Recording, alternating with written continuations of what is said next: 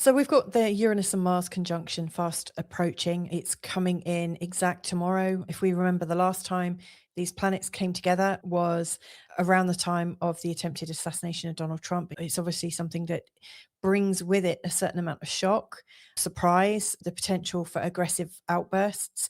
I've been observing this behind the scenes over the last couple of years. I've been a lot more conscious of the pairing of Uranus and Mars together and how that works with people in their birth charts.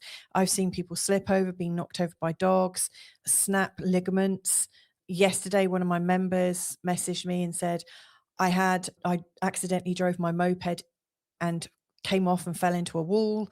There's lots of different moments when this energy, like the energy of Uranus, which is surprising, chaotic, and it brings up a feeling of change, a change of consciousness, a knock, an accident, a separation, a huge change. And then Mars, which is that planet that forces us to take action and to be courageous and to be strong and brave. And so we've got these two coming together in the sign of Gemini. They've been coming together for quite a while now. In fact, as they were starting to come in together, we had that unholy and very difficult earthquake in a very busy city. Now, when we think about these energies, I just want to point out the sort of energies we're working with. We're working with Uranus. Uranus is known as that planet of change and innovation, where he is absolutely bringing about a freeing up of consciousness. Uranus moves fast and suddenly. He creates absolute change, a change in consciousness. It can be deeply shocking and surprising and create lots of chaos. It can also be to do with the internet. Uranus, I think of as being the planet that represents AI and everything to do with the internet, all issues to do with the internet, all issues to do with channeling, like channeling consciousness. When we channel, that's also a little bit like searching, isn't it? Like we search online, we type in what we're looking for, and boom, there it comes. Or sometimes you might just find things come to you. Uranus is like represents that AI intelligence, that divine, and also the divine spark. Sorry, I didn't mean to mix those two up. I don't want you thinking that I think AI is the divine spark, although we might get those energies where we think, God, that actually, is that actually AI or is it human? So there is a lot of interesting stuff going on with Uranus. Uranus also was castrated, and so we get all sorts of different ideas on gender, and we get different ideas on how we love each other and how we interact with each other, and how our identity might be a bit different. So Uranus brings in everything that surprises, is different, is shocking, and can be very accidental and really make waves. So he is the energy that you might expect to see in an earthquake chart.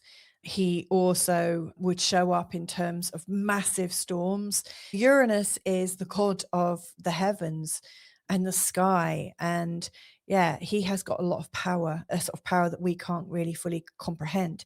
And he blindsides us. It's not like we have control over that Uranus energy. That Uranus energy is coming towards us.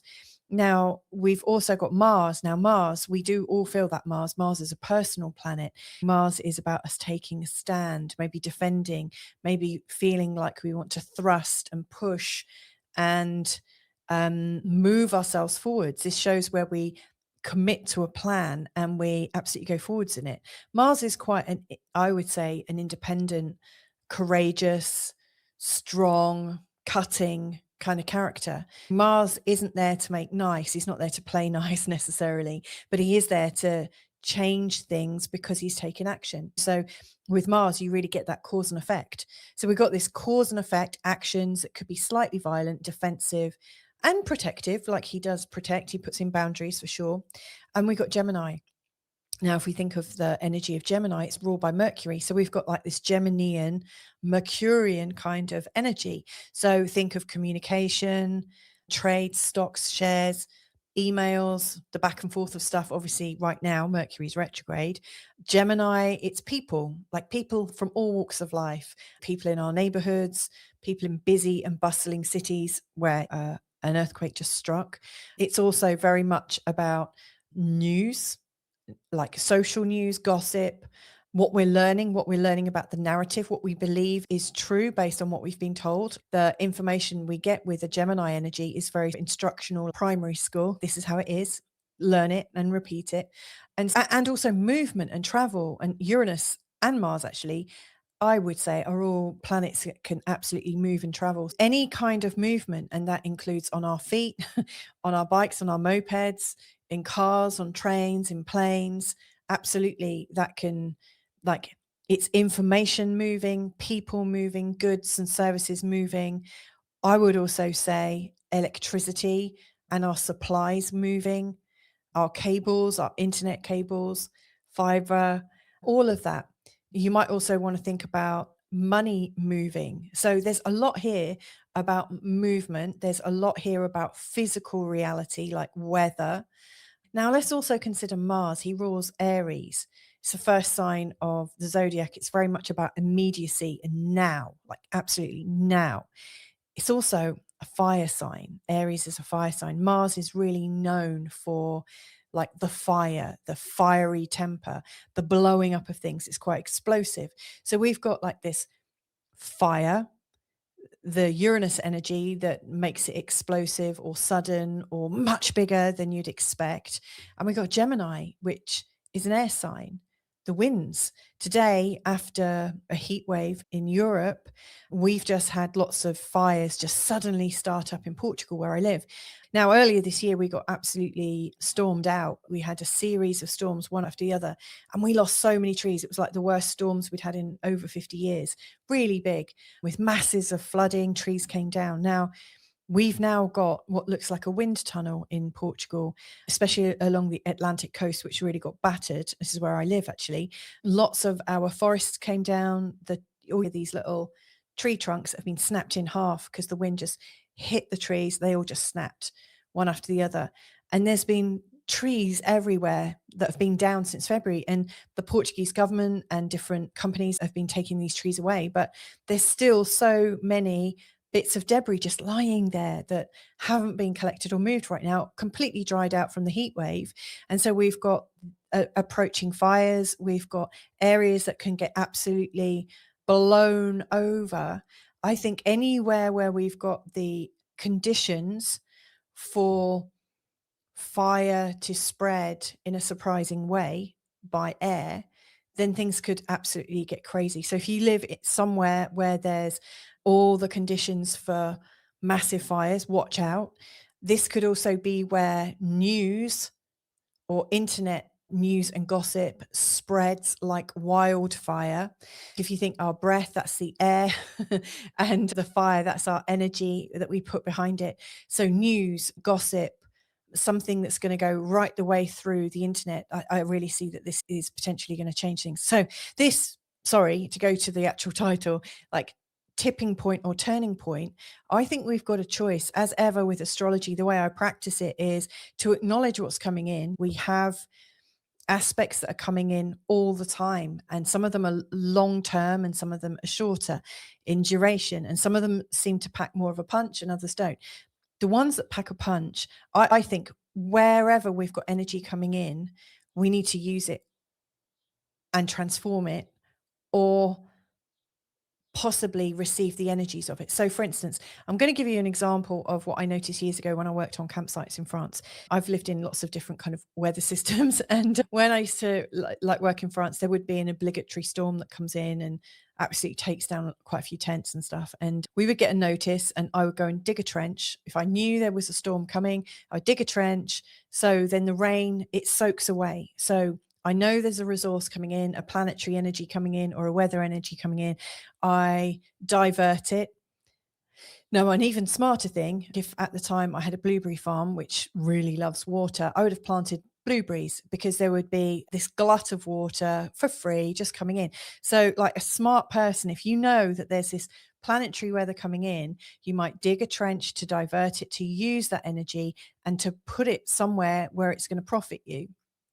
Now, when we don't do that, when we don't dig a trench, we get the full effects of that storm. So what I'm saying here, the day before it goes exact, is how can you use this change energy, this communication energy, and this I'm standing to take, I'm standing here, I'm taking control, I'm going to take action, and I'm going to be courageous. These are all coming together.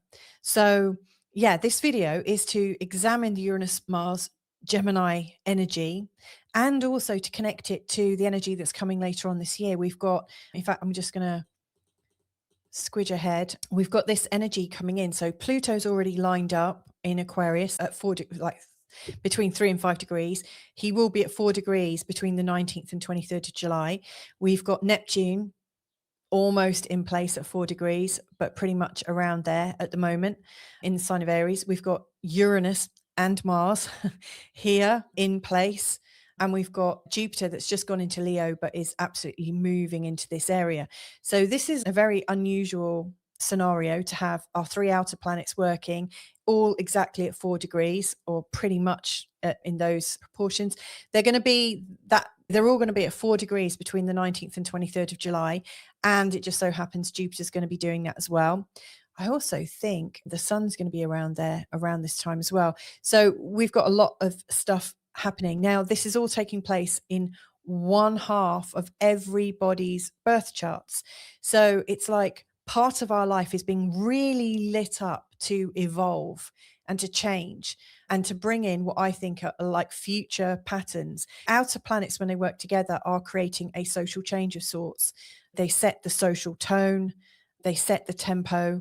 Remember, Saturn's also in Aries right now. So it's not just Pluto, Neptune, Uranus and Leo. We've got Saturn not far off. We've also got Mars here in this picture. And let's not forget that Chiron is also here. In fact, most of our planets are here right now in actually one half of the chart. So there's a lot going on. There's a lot of big change coming in and big structures and the moving around of infrastructure and ideas and expectations around countries, governments, money, resources and the sharing of resources, and also where people live, where is home. So there's a lot of displacement and there's a lot of people that are very unsettled right now. Now, with this energy, I was thinking earlier, how do we know where to ground this? What's going on? And I always think that when we've got a lot of energy, it's important to see where that midpoint is. Where's the average point? Where is the point that takes most of the pressure? And the midpoint between Neptune and Uranus is pretty much around 4 degrees in the sign of Taurus. Not exactly right now, but it's almost there, like around about 4 degrees. And during the 19th to 23rd of July, it absolutely is going to be 4 degrees. Now, it's a bit trickier with Pluto because Pluto and Jupiter, their midpoint, they are exactly in opposition. So they will have a midpoint here and a midpoint here. And one moment, this will be the near side. And then just as Jupiter moves, you'll have this one or vice versa. So they are both the midpoints. And so you could absolutely say that the most important point in this half of the circle is for Taurus. And for comparison, you've also got for Scorpio. So I thought it's important to see what each of these represents. And so what I'm going to be doing in this video is talking about the Uranus and Mars conjunction, also about the energies of the extra energy that this Mars and Uranus conjunction are living in. What's happening for you? Are you at a tipping point or a turning point? Are you being tipped over the edge by world events, or are you consciously turning this energy into something that's going to work for you? And then if so, what are you going to do with these focal points? These focal points, I think these midpoints are going to really point out what we need to know. So I will come back to this theory at the end for every sign of the zodiac.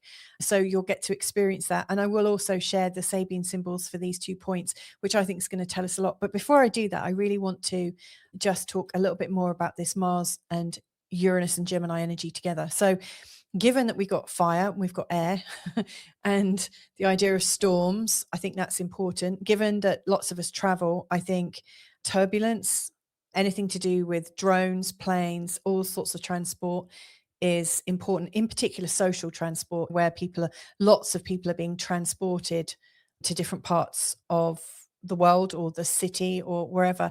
I think these are all under the auspices of this Uranus, Mars, Gemini energy, and as such could be affected. I'm not saying it will. I'm absolutely not saying it will. The chances that it's going to affect every single plane ride and car journey and this, that, and the other. I just don't think that's going to happen. But I just think whatever we're engaging in around this time, we absolutely need to make sure we're not rushing, getting angry, getting very distracted, not paying attention. I just think there's a lot of attitudes that we might be feeling that could be adding into the tipping point, showing that we're getting really affected by what's going on around us, versus attitudes and behaviors that we can engage in that are going to put us as the agent of our change rather than things around us changing us. So I guess that's what I'm saying. Are we at a tipping point where something else is bringing in change for us? Or are we at a turning point where we're sensing change and we're deciding to be the agents of our own change? Thank you very much. So, yeah, watch out for all of these things, earthquakes, anywhere where there's a lot of resistance, if there's protests and things like that going on. Also, internet power. This isn't a weekend when I would be having people coming in to look at my electrics or putting electrics in my bathroom. Because actually, on this day when Uranus and Mars go into their exact conjunction, it's also the day when the moon goes into Pisces and makes an exact square. So you don't want to be messing up that sudden electrical power affected with that moon in Pisces. No, absolutely not. And then also war protests and things like that as well. So these are some of the ways that we might see this coming out in our world socially. Now let's have a look at what might be coming up for us personally. So for instance, with the collective tipping point, you might find that you suddenly are feeling really impatient and impulsive. You might be hearing about people being in accidents and things like that. So there's distractions and recklessness and carelessness, overreaction, all these things that happen quickly without thinking, without paying attention. So if you're feeling heated and you get into arguments and conflict and you're irritable, that's more likely to put you in a position where that energy, that Mars Uranus energy, is going to use you rather than you're using it. Be very cautious around sharpness and restlessness, and watch out for gossip as well. I think we could absolutely feel burnt out. So again, another thing is if you've burnt the candle at both ends and then get in the car for a long drive, that's the kind of energy that's not going to work so brilliantly with this. You don't want to be overstimulated. So I just think to avoid these kinds of energies, you want to relax as much as possible, take some time, look after yourself. Really, actually, the Chiron in Taurus kind of stuff. It's looking after yourself, receive things, eat and eat slowly. Don't eat while you're walking and doing something and trying to have a conversation, because again, you don't want some kind of choking incident. So I also think we might get glitches in things, electrical and outages as well. So it's just really don't rely on things that might be making you rush and not take good care of yourself. Now, from the other perspective, where we can turn this energy into a turning point for us, and where we've got the personal agency a lot more than when the sort of collective is affecting us. This is where we get to the point where we say, do you know what? I'm not going to wait for the world to rearrange itself around me. I am going to claim what is my truth. I'm going to make a decision.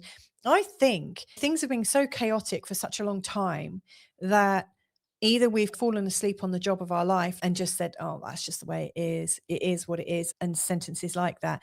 And that kind of gives us permission to just accept things. And there are some benefits to doing that for sure. However, after a while, when we're just in acceptance all the time, we might find that we're not really honoring ourselves. And it could also be a massive cop out. Be cautious if you're using acceptance to sit out of the conversation or not take personal responsibility for your happiness. I really think we can pay attention to things and also choose not to be too attached to them as well. We can have the choice, but to just blanket decide, I'm just going to accept this as it is pointless to do anything else. To me, that's apathy.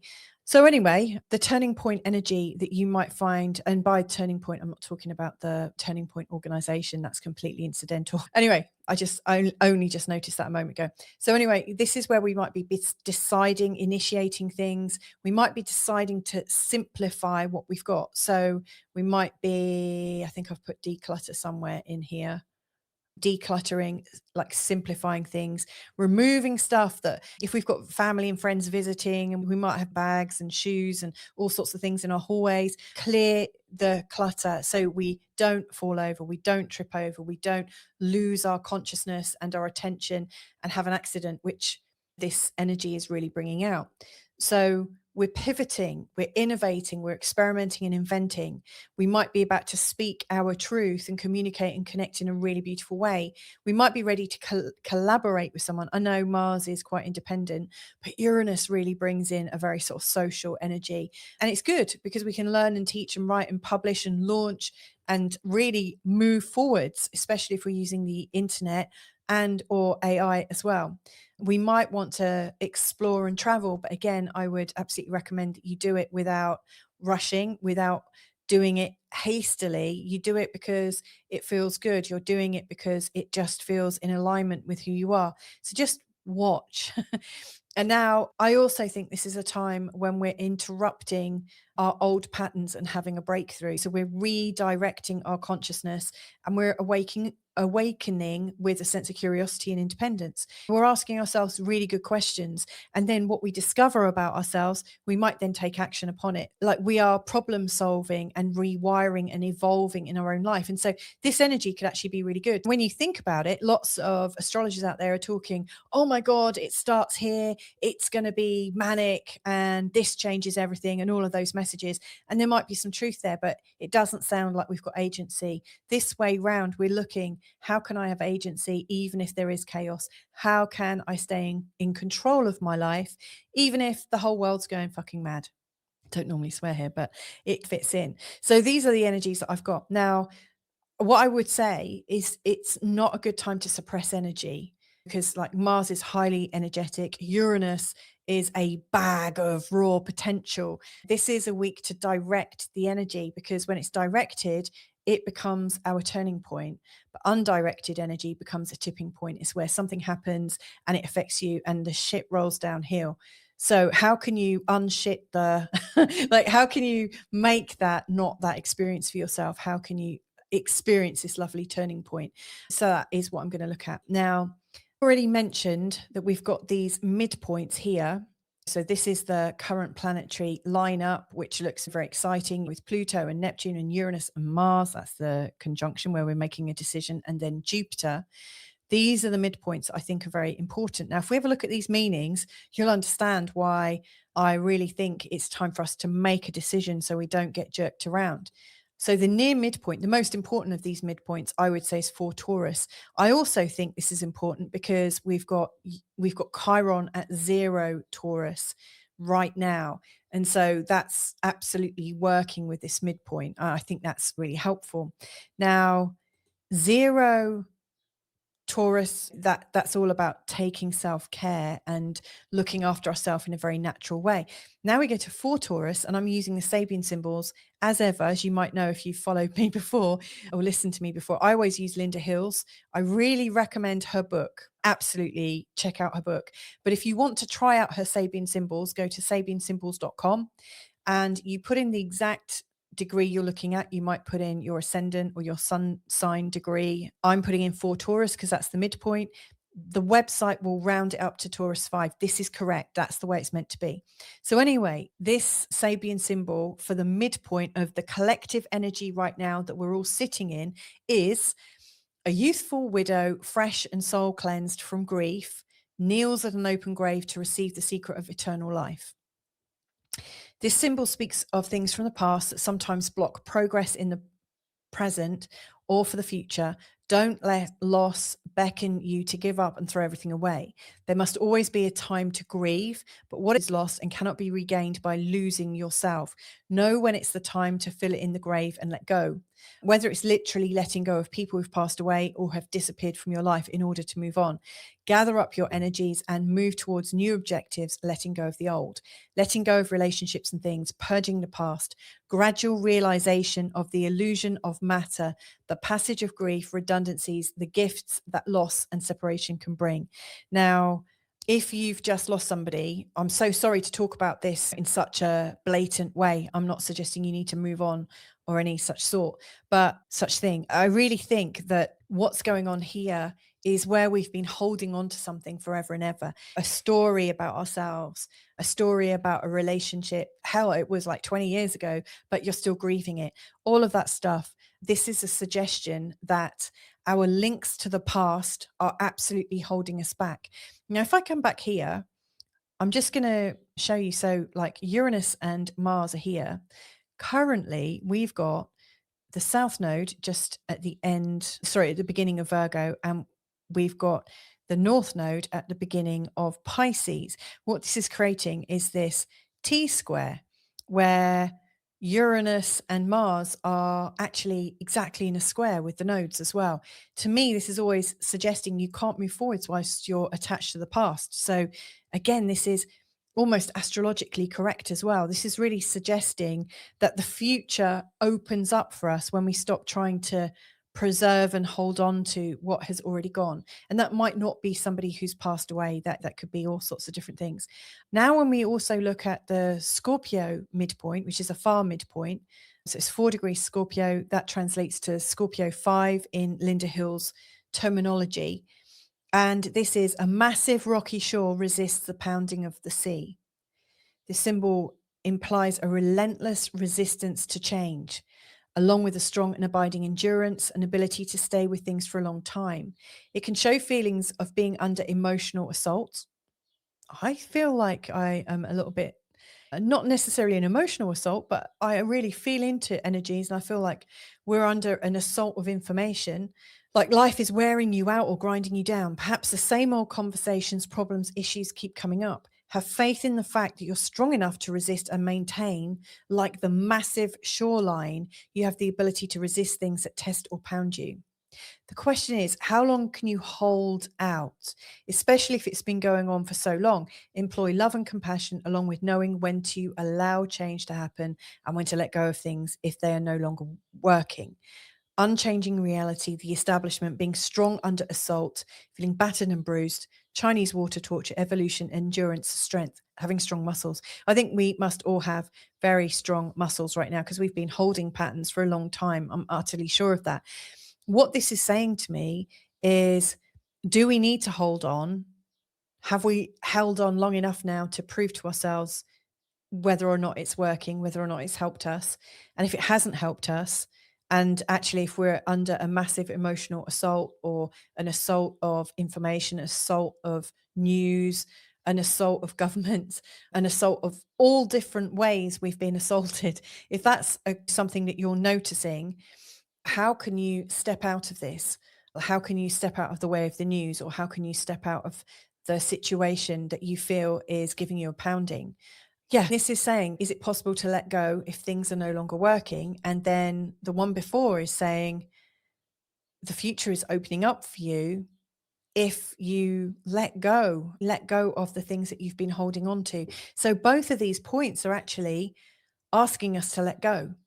So what I'm going to do is look at every sign of the zodiac now from the perspective of what life is asking us to get involved in, like where is the future manifesting in our life right now, where that is forcing us to make a decision, like what decision is coming up for us based on our ascendant sign, and how we might need to let go of things. And hopefully that will help you to turn this energy into a turning point rather than feeling like you're at the beck and call of unpredictable and unworthy forces and energies. So I hope you'll find that helpful. Thanks for sticking with me this far. If you have, let's now go and have a look at the individual signs. So Aries, tipping or turning point, this is what we're looking at. If you want to know the details of all this that goes before, I recommend listening to the first part of this video. This is really to give you an idea of how you might manage the cumulative energies right now, what you feel like you're being asked to make a decision about, almost through no fault of your own, and also what you might need to let go of to simplify and speed up the whole decision-making process. So we're asking what has gone and cannot be removed or recovered. Which houses are you revolving through? That would be these ones. And how can you ground and make sense of this? So first of all, in terms of where the future is gathering for you and like where you're being forced to evolve right now, we've got planets going from the 11th house through to the fifth house in your birth chart. And so it's almost like the decision making that you're making at the moment is starting from a place of social inquiry, of sociability, of managing projects and visions, like maybe group visions. Maybe there's a group thought or your idealistic tendencies.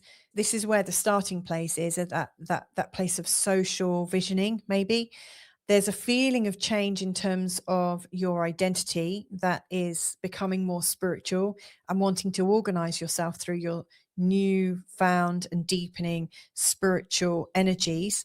There's also this feeling of social change and activity that's coming up in terms of the community spirit around you. Maybe you're feeling a lot more like you need to come together with the people in your community because of a social vision. And then you're also potentially thinking about the effect that life is having on your children or the children in society, like the future world.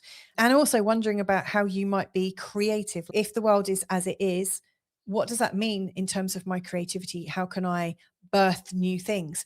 And so this is interesting because it's almost linking in the idea that we've got these social goals and that we're part of these social goals. And yet at the same time, you've got some personal goals that you would really like to come forwards with. And here's where I think it's erupting right now for you, is it feels like there's pressure coming from your local community, and there are strong words, there are strong people, strong energies in your local community. Could even be like your siblings, your classmates, your cousins and things like that, like people from your early experience. It feels like everybody that you grew up with, and that sort of narrative, that idea of the world that you were growing up in and everyone was teaching you how it was. It feels like right now you're actually wanting to go through some change. You're needing a change in terms of where you belong, where you fit in your community. And so it feels like there's a decision that's really brewing for you in terms of what you might need to do to feel a sense of belonging, but feel that it really matches your social goals and the social, without experiencing lots of social pressure. So it's like, how can I meet my community? How can I feel like part of it without feeling bullied by it? Which is a really important distinction, because just because you might feel bullied doesn't mean you want to throw the baby out with the bathwater. It's like, how can I feel balance in my local community so that I'm able to create things in a way that I want to, and so that I can feel that sense of sovereignty in myself. So I think these are some really big potential problems that you could really turn around on. Now, where you can ground and make sense of this, it's coming up through the money houses and the value houses. On the one hand, there's this sense of shared assets and shared resources that you have with people, and also how other people view you. Now, far be it from me to say that you as an Aries will suffer at the ideas of other people, like somebody's view of you might feel difficult, because I know people with Aries rising tend to be a bit more resilient than that, and not spending all their time awake at night thinking that somebody's said a hurty word. But I still think that there's a little bit more care for what people think of you than you've had in a long time. I really do feel like there's been some pressure put on you that has gone deep inside. And in terms of what you might need to let go of is how you want to be experienced. So it might be with your sort of Aries spirit that you've been saying, no, I'm not like that, or that's what you think, but blah, blah, blah. It might be that you've been trying to turn people around to understand who you are. I think the learning here is actually people will make up their own mind about you regardless of what you do. And all that's really necessary is for you to decide who you're going to be, and to find a way to be at peace, even if nobody else agrees with you, or even if nobody else thinks you're a nice person or a useful person or a brilliant person, fit as hell person, whatever it is. So to me, it feels like there's a really strong need to come into your own emotional resiliency, know yourself, trust yourself. So it's a lot about trust, and value yourself, and recognize that you are exactly where you're meant to be, in the right way.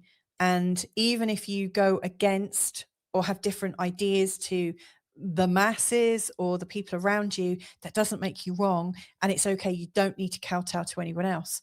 Now, the other part of this is how can you get into a feeling of financial stability? Now, I'm not saying that you have to have paid off your mortgage, owned your house, have a massive pension fund or anything like that. That to me doesn't make you stable. It gives you the illusion of stability.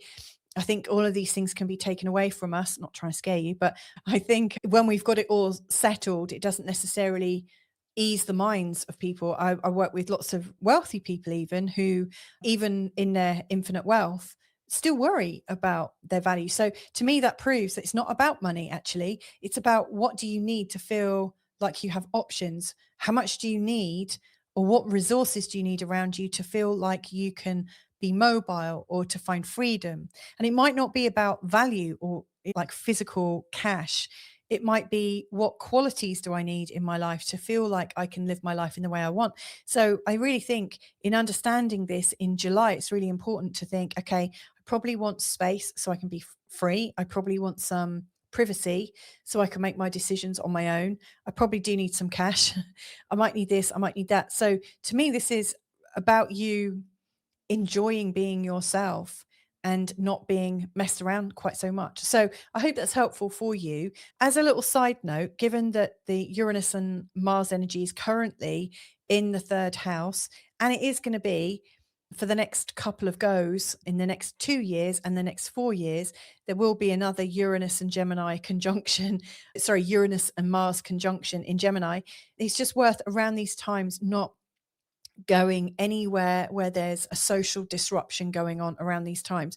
Just be really careful, because anything that gets whipped into a frenzy, if you're there, you could become part of it. And obviously, you don't want that. So I hope that's helpful for you. Have a great turning point at this time, and wishing you lots of love and safety and inspiration. If you'd like to work with me, then feel free to just connect below. There's a Calendly link.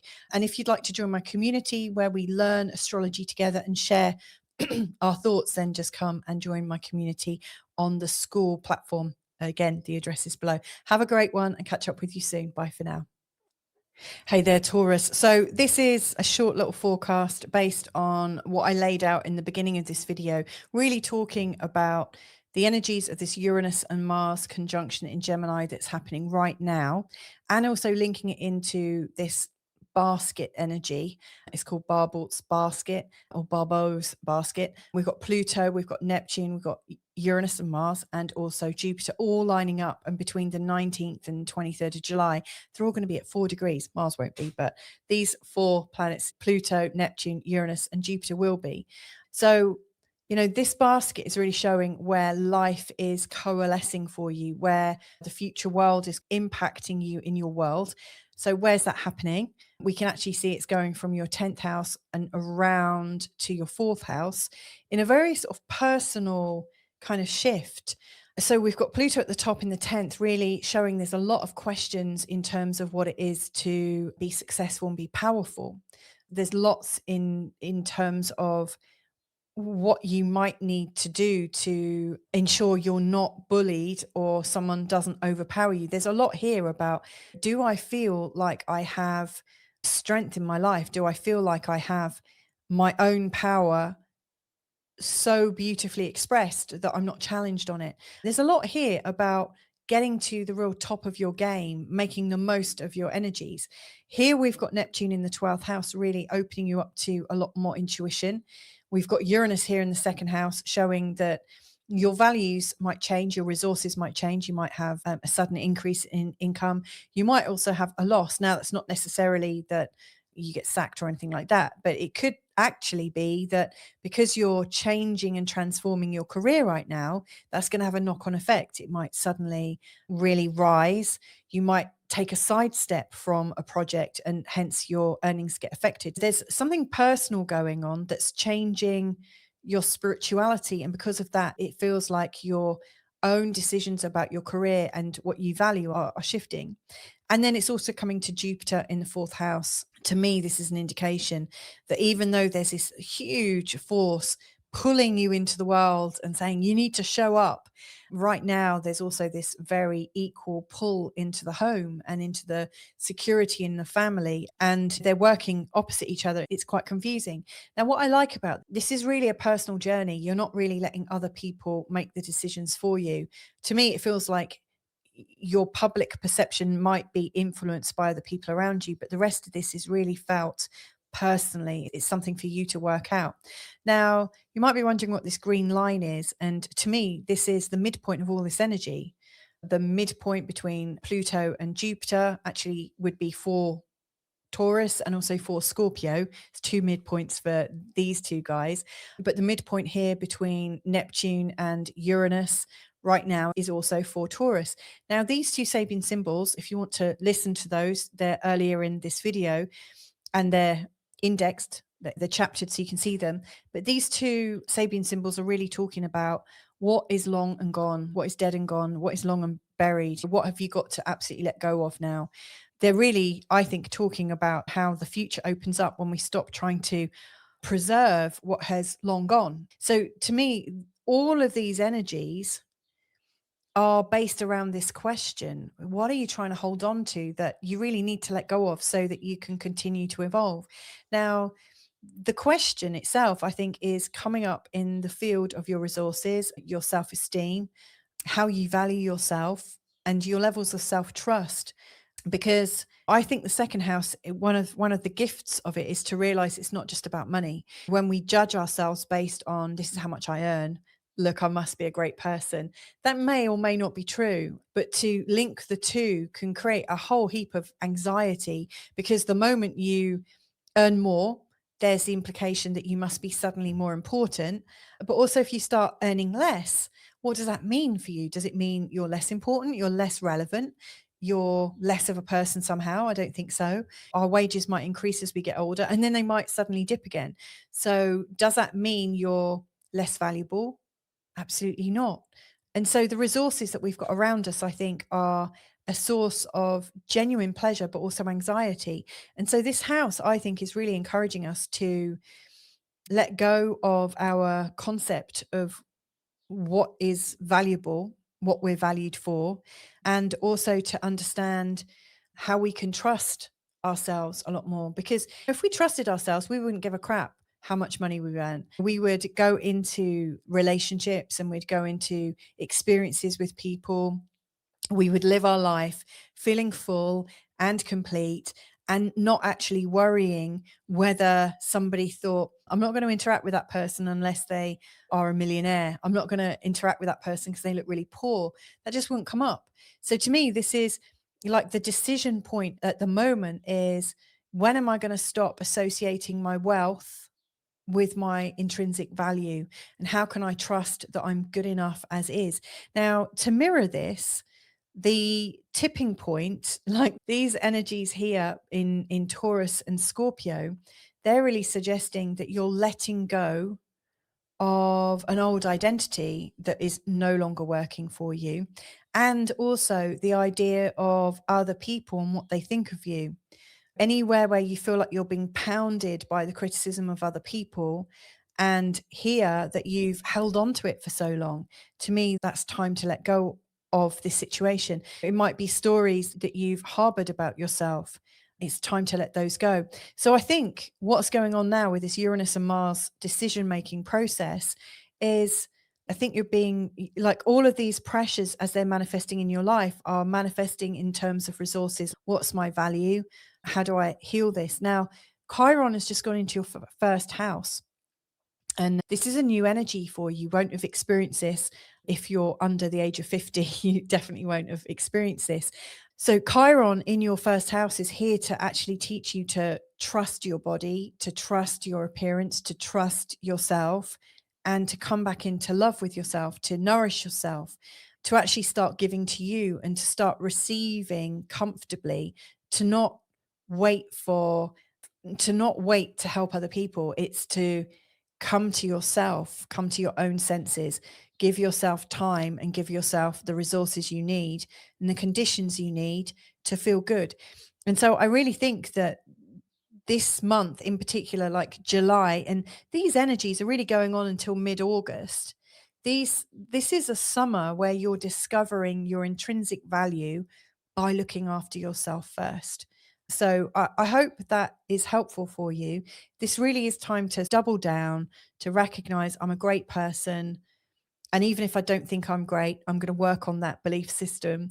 I'm not going to listen to naysayers. I'm not going to let people talk myself out of my natural birthright of existing, of being right to exist here. And trust me, I think as you go through this process, the real Jupiter gift of Jupiter in your fourth house will start to realize, where you start to feel comfortable in your own body and you start to feel very comfortable in your skin and in your home. So I hope that's helpful. If you'd like me to apply these ideas to your own chart or to work with you in some way, then just get in touch.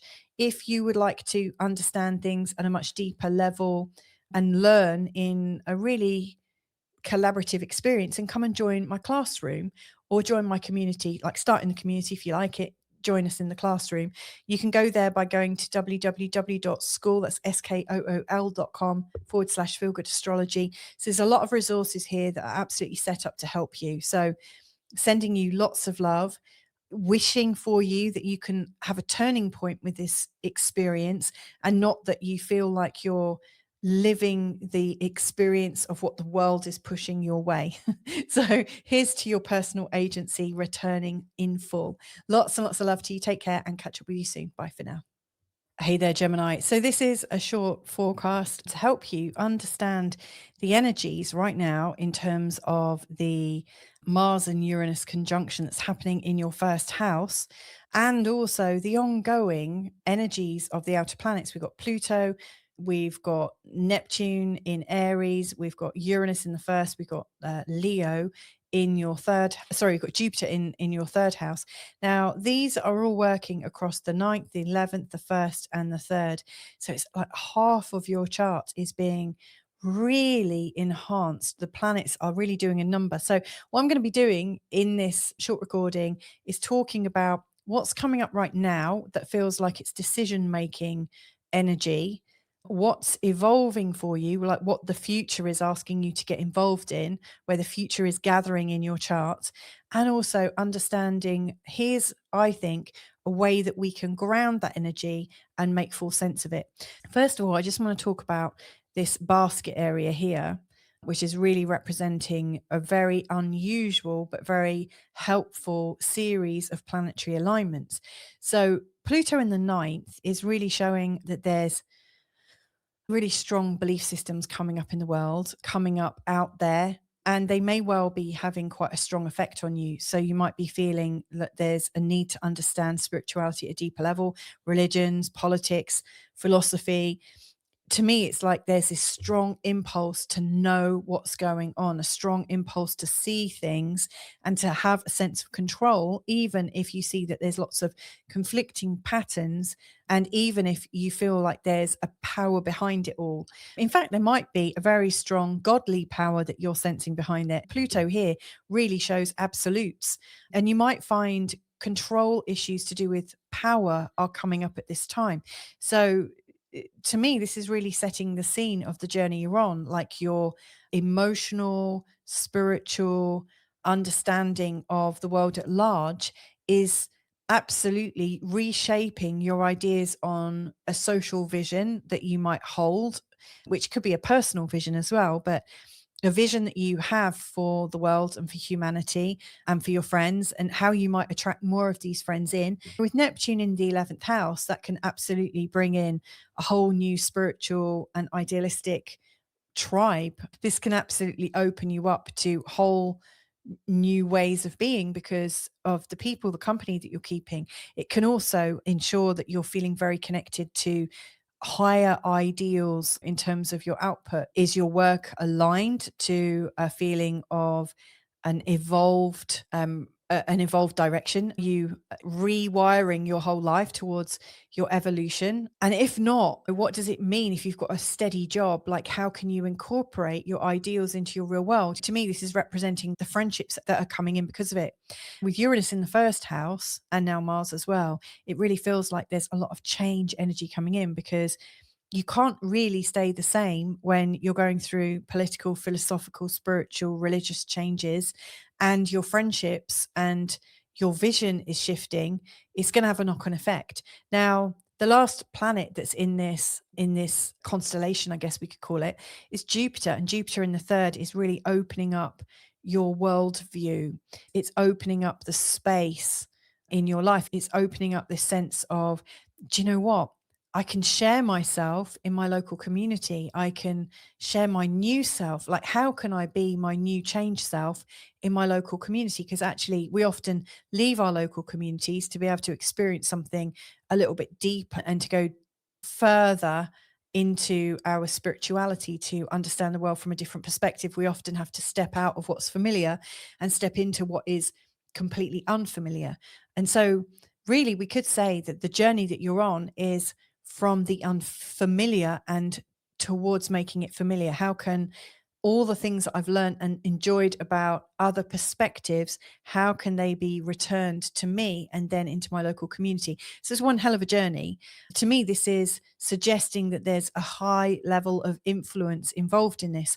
So it might be from teaching and writing and broadcasting and studying, to sharing within a community and maybe learning within a community, to changing the way you're reacting to life, and that will be shifting your identity.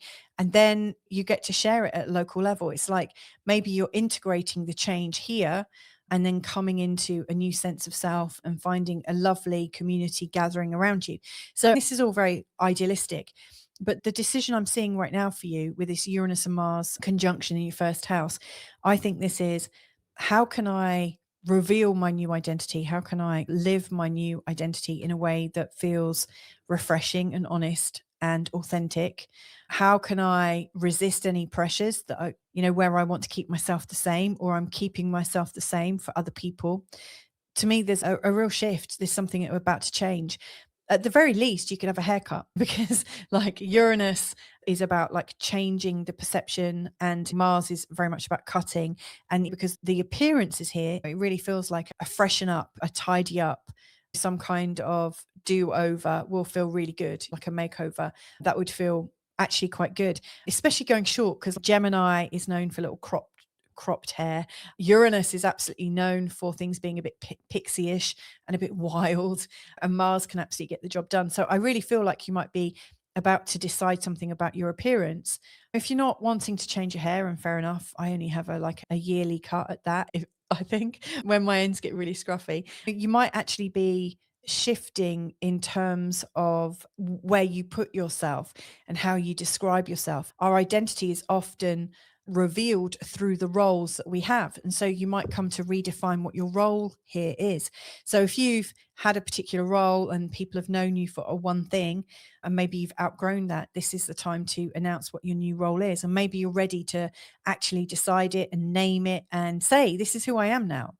And it could be a bit shocking, and it could cause a little bit of worry, because all change and innovation and evolution can make people around you that have known you for a long time raise their eyebrows. But this is a time for you to really feel quite bold and brave.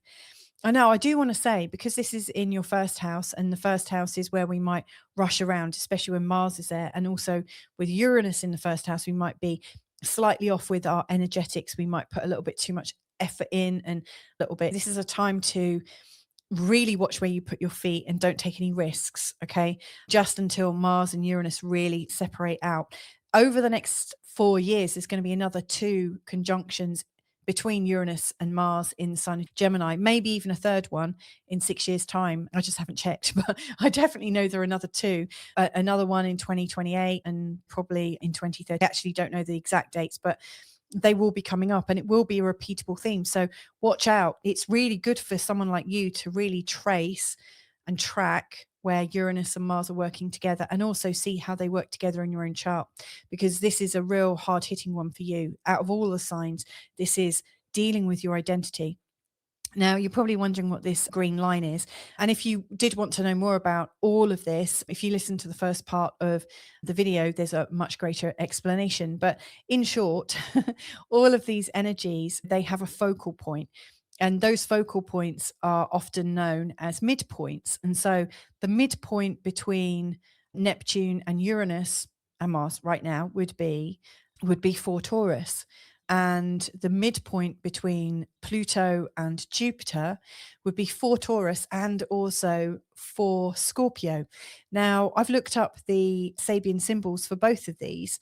And in fact, they're earlier in this video and you can listen into them in detail. But both of these Sabian symbols are both talking about they're both talking about where we might let go of what's not working, really let it go. If it's dead and buried, it's time to also walk away now. It's saying the future is opening up for us when we stop trying to preserve what's gone, what's no longer there. We're talking about the ghosts of the past. And for Taurus, especially in the 12th house, is asking you to let go of those old memories and those old belief systems that actually really don't serve you. So it could be quite helpful around this time and really throughout the whole of July is to make a list of all of your belief systems that you really hold.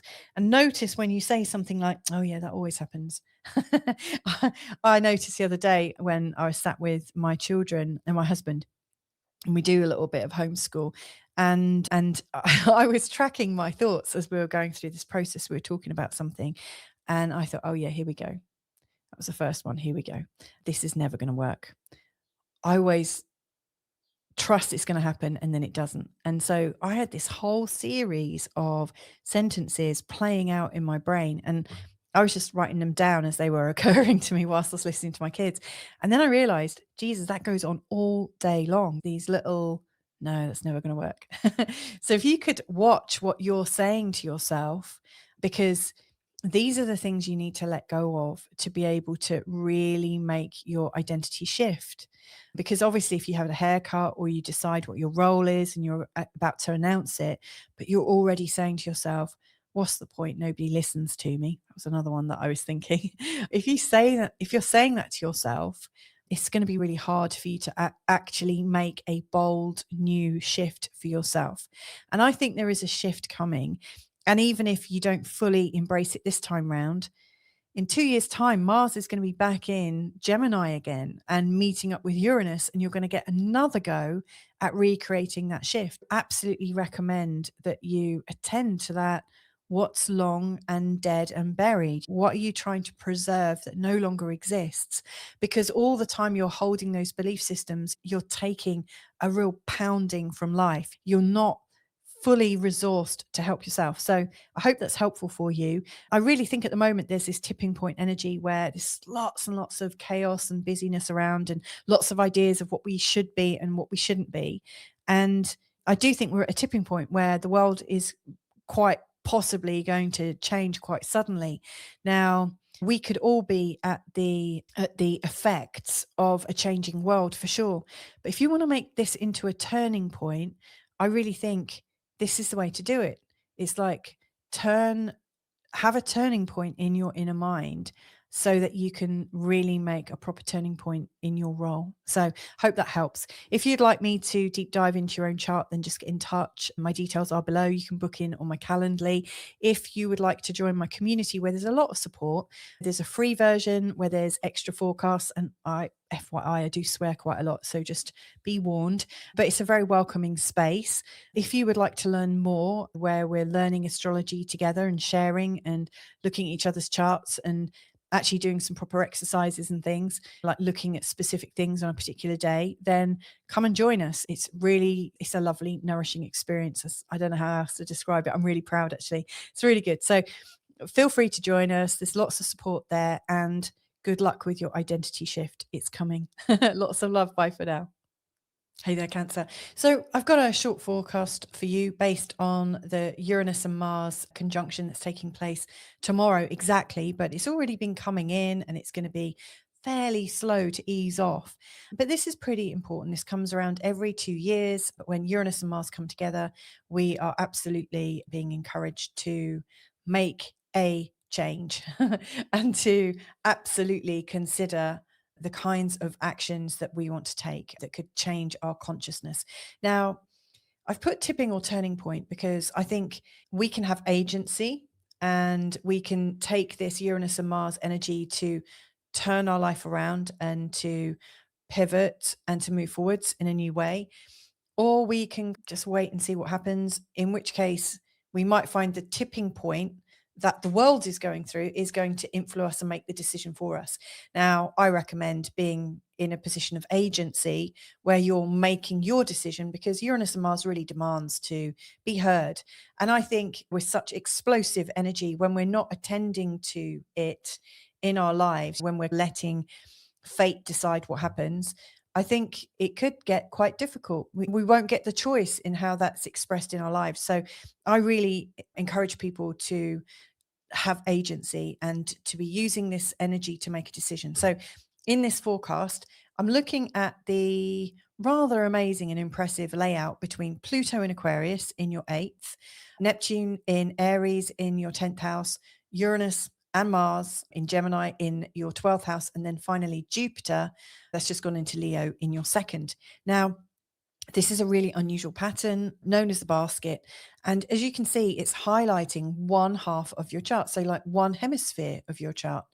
So irrespective of what you've got going on in your birth chart, one side of it is being really activated right now, almost like there's a future that is gathering around you in these particular places. The outer planets in particular are really shaping the world that we all inhabit. Where is this affecting you in your life? That's the big question. So what I'm hoping to answer in this is, where is the future gathering for you? Where are you feeling like you need to make a decision about something? And then finally, where the midpoint of this is, like where's the focal point? That's a lot of different energy spread about 6 signs. Where's the focal point for this? And so I've selected the midpoint in between Uranus and Neptune, and the two midpoints in between Jupiter and Pluto. And those midpoints are for Taurus and for Scorpio. Now, the fourth Taurus in my mind is the stronger one. Now, if you want to know what the Sabian symbol said about those, go back to the original first part of the video under Sabian symbols and you'll get an idea. But essentially, they're talking about what you're letting go of, so that you're not taking a big, huge emotional pounding from anyone, from crashing waves across your shore. You could be moving beyond what is dead and gone. That's a quick summary of them. Anyway, let's examine this. So first of all, this basket, the hemisphere that's really being emphasized for you is going from the 8th house of shared values, shared ideas, guilt, shame, blame, anger, transformation with family, ancestral issues, which can absolutely have a knock-on effect on how much you value yourself, to Neptune in your 10th, which can bring about a real sort of spiritual, creative turning point in terms of your career, but it can also leave you wondering what the heck you're going to do. Like Neptune on any angle can leave us a little bit confused because it's just so amorphous. Then we've got Uranus in the 12th house, which is interesting because Uranus is quite direct. The 12th house is also quite amorphous. And Uranus and Mars is really doing something at an unconscious mind level here. To me, this is the seat of where we channel new information. And so this could absolutely look at real flashes of insight that are coming in that could absolutely change us almost telepathically. And then we've got Jupiter in the 2nd, which I think is about the restoration of your self-esteem and potentially your money too. So as you can see, this is going from how other people value you and the stories that you're involved in with other people about you, like how they view you, all the way round to how you view yourself and how you're restoring yourself. So in fact, that your life does not consist of worry about other people and their concerns, and also worry about how you're perceived in your career, and also worry about what you suspect people are thinking about you, and even what you suspect about yourself, to the point where you're actually in a place of calm confidence and moving forwards. Now, the reason why I think this is happening is to absolutely give you a beautiful reset. Now, we've currently got Chiron that's just gone into Taurus. Funnily enough, is in a conjunction with this midpoint. So I think that's also giving us a clue. But as I'm looking at this, I really think that the Uranus and Mars is asking us to make a decision, or asking you to make a decision. And it's asking you, I think, what mental patterns, what mental loops, what hidden belief systems you have, what difficulties have you got that you don't share? Where are you your own hidden enemy? So this is all real unconscious stuff. To me, the big question is, how can I get a firm handle on what strategies I'm playing at in my life? So often a lot of our strategies have come from a place of needing security. And so the unconscious mind will do the easiest and safest thing to keep you safe and to restore your sense of balance. But sometimes it might create a belief system such as you're safer when you don't apply yourself, or it's really dangerous to succeed. And so there can be a lot of self sabotage here. So I really think this Uranus and Mars is about deciding that you're not going to self sabotage anymore, that those errant programs that are responsible for negating you when you're about to move forwards and for suddenly turning you cold on something. To me, this is where you can actually go and have an incisive experience with your unconscious mind and really, yeah, bring in something new for yourself. So Uranus and Mars absolutely is bringing in a whole new context for you. And that will be unfolding over the next 2 years, which is exciting. You'll get another chance to do this as well. So reprogramming your mind at a fundamental level is a really long ongoing theme. So I really don't think it should be overlooked. That's my personal opinion, but I hope it's helpful. Now, this midpoint here and where Chiron is as well in the 11th house is showing maybe the easiest way to do this. And with Chiron coming into the 11th, there's a few different sort of interpretations and things that might be going on. So first of all, you might be noticing that there are certain friends that you don't feel very confident with, people maybe that you've had in your life for a while, and maybe this feeling of social suffering, or that you can't be yourself in the company of certain people. And so to me, this is bringing up a little bit of social doubt, potentially social pressure from people in your networks. Maybe some of the things that you want to change about yourself will go against what has been socially considered as what you need to do. So I don't think this is without pressure. I really don't. You might also find, because Chiron can show us where we feel very vulnerable, but it can also show us where we become the coach and where we become the healed and when we become the mentor on these kinds of things. So I also think you might be learning how to let go of social shame, let go of social pressure and all of the subsequent belief systems that are hidden that support that, so that you can actually help other people in a social way. So this could be the start of something really big, whereby, I don't know, you might end up with a community, you might end up giving advice, you might have a blog, there's hundreds of different ways that this could be approached. But at a gentle level, might I suggest that anywhere where you feel vulnerable socially or shy and unable to be seen, I really think this is the time when you're being encouraged to be seen. And so Chiron here is going to gently ease you into it until September. And then he's coming in next year in April to start this again. The Sabian symbol for Taurus is encouraging you to recognize what's dead and gone. So any situations that you're holding on to and trying to preserve about your friendships and about things that seem to matter, they could actually be harming you in some way. They might be creating difficulties. The more you're holding on to them, the harder it gets. And so this particular Sabian symbol is just saying, let it go. Ease it off, let it go. Some things have already died, they've been buried, let it go, walk away. And so, yeah, this is asking you to maybe walk a path on your own for a while so that you absolutely feel the energy of what is yours. And then when you really know yourself and feel more comfortable, then other people will start joining you again. So I do think this could create that potential loneliness as you go through some changes.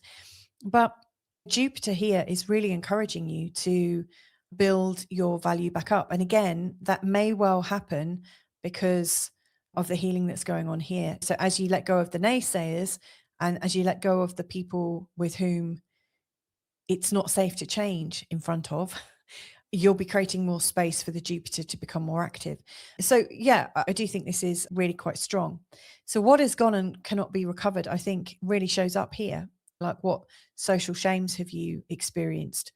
Now, given that this is evolving from your 8th and through to the 2nd, it's personal and it's also evolution through others. There's a real mixed blend here. Above this line is very much about evolving through other people. But I do also recognize that the energy sweeping through the 10th, 11th, and 12th house, this quadrant here is absolutely about reward and contribution and recognition and contribution. So there's also something that I would say that you need to experience a feeling of giving back. So whatever you're healing about yourself, I'm utterly sure that once you've healed it or addressed it, or at least started working on it, that you'll be somehow in a position to help other people with their own struggles, and you'll get recognized for that. So this could actually be the start of something really quite big. And of course, as you're starting something quite big, Jupiter in the second house could be there to help you earn some more money, to help you see a new opportunity, to be able to receive. Receivership is really important here, but this is about you growing in confidence.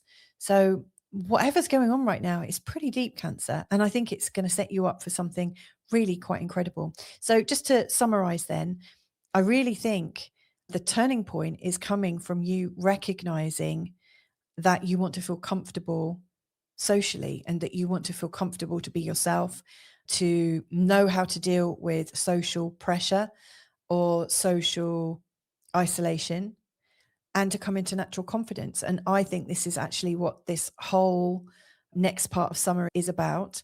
A final thought with Uranus and Mars in the 12th house, it can create a really strong energy to shift and change, but it can also create this energy to cut things away and to go cold turkey. It could be quite strong. And what I would say is this is a very delicate part of your chart, and one where if you're not feeling comfortable in yourself in a way that you might harm yourself, I would absolutely recommend that you get someone close to you to be nearby. Because as this comes up, if you have any kind of harm ideation, the Uranus and Mars could actually emphasize that and bring that out. And obviously, I don't want to be encouraging you to dive deep into something that could really turn things up and on their heads. So that's just the thing that I would warn against, just to be really careful, because it's such a strong energy. And it's one that is going to be repeating every couple of years for the next 4 to 6 years. There's going to be a Uranus Mars conjunction, and then another one, and then maybe a third one as well before Uranus goes into Cancer. So this is something you will get to do over time. You don't have to do it all at once. I guess that's what I'm here to say and share. So I hope that's helpful to you, Cancer. If you would like to explore your chart with me and understand life and all of its complexities, then please do feel free to get in touch. My details are below. You can book directly into my calendar. If you would like to learn and share and feel like there's a community around you, then I've got a free community that you're very welcome to join on the School platform. That's www.school, that's SKOOL.com/Feel Good Astrology. And if you want to go even deeper with that and really learn with people, then join my premium version on the same platform. We meet up. There's 5 different sessions each week where we can meet and share our thoughts and share our living astrology. It's really working deeply. So that's all there for you as different areas of support, so that you can turn this huge cosmic collective tipping point actually into a turning point. So lots of love. Take care and catch up with you soon. Bye for now. Hey there, Leo. So this is a short forecast about what kind of time we're in right now and how you want to approach it. Do you want to be experiencing the Uranus and Mars effect from a place of collective tipping point, whereby the collective are tipping over in some way because there's some really crazy astrology and it could affect you? Or do you want to be actively working with the Uranus and Mars energy to create a turning point for yourself? I absolutely recommend the second one, where you've got some agency, because these tipping points, for instance, like with COVID, that was a huge tipping point, wasn't it? When the collective and all the collective systems seem to impact every one of us on an individual level.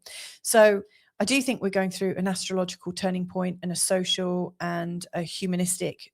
Yeah, we're going through a huge event right now. The astrology is really backing it up. And so what I want to guide you through here is how to see what might be tipping around you and also what might be your turning point. So I'm going to start here with the basket that we've got made up with planets. So this is for you with Leo ascendant.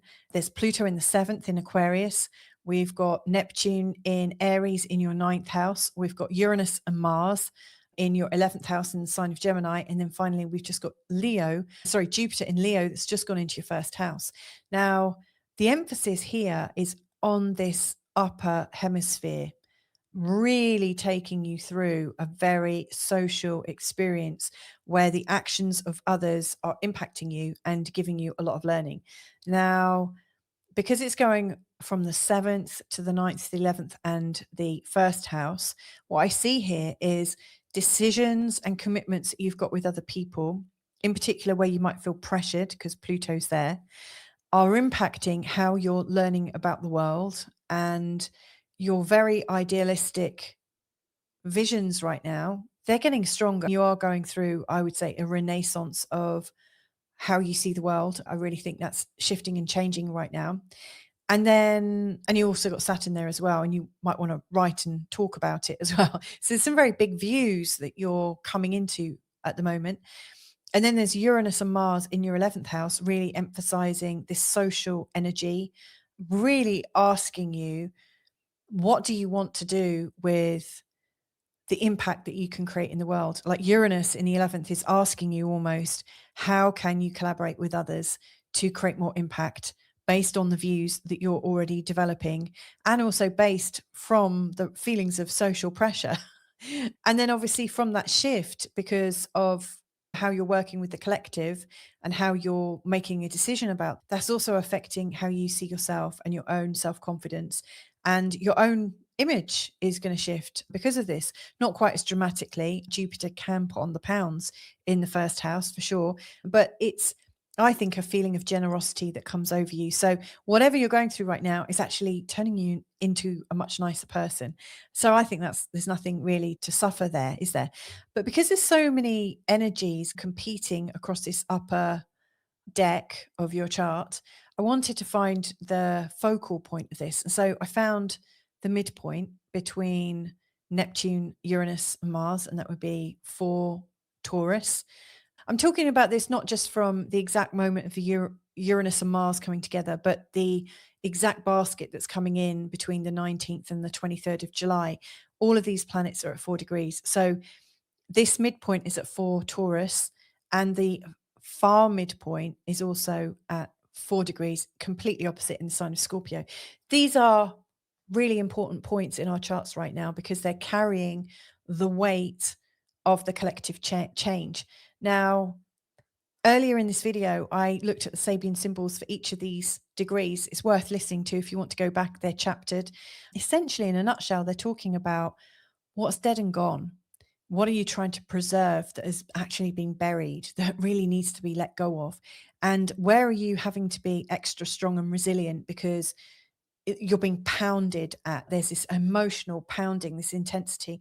And so it's really urging you to let go of what's intense and what's forcing you to be resilient again and again and again, and also what has died and needs to be let go of. So it's like, how can you let go at two levels here?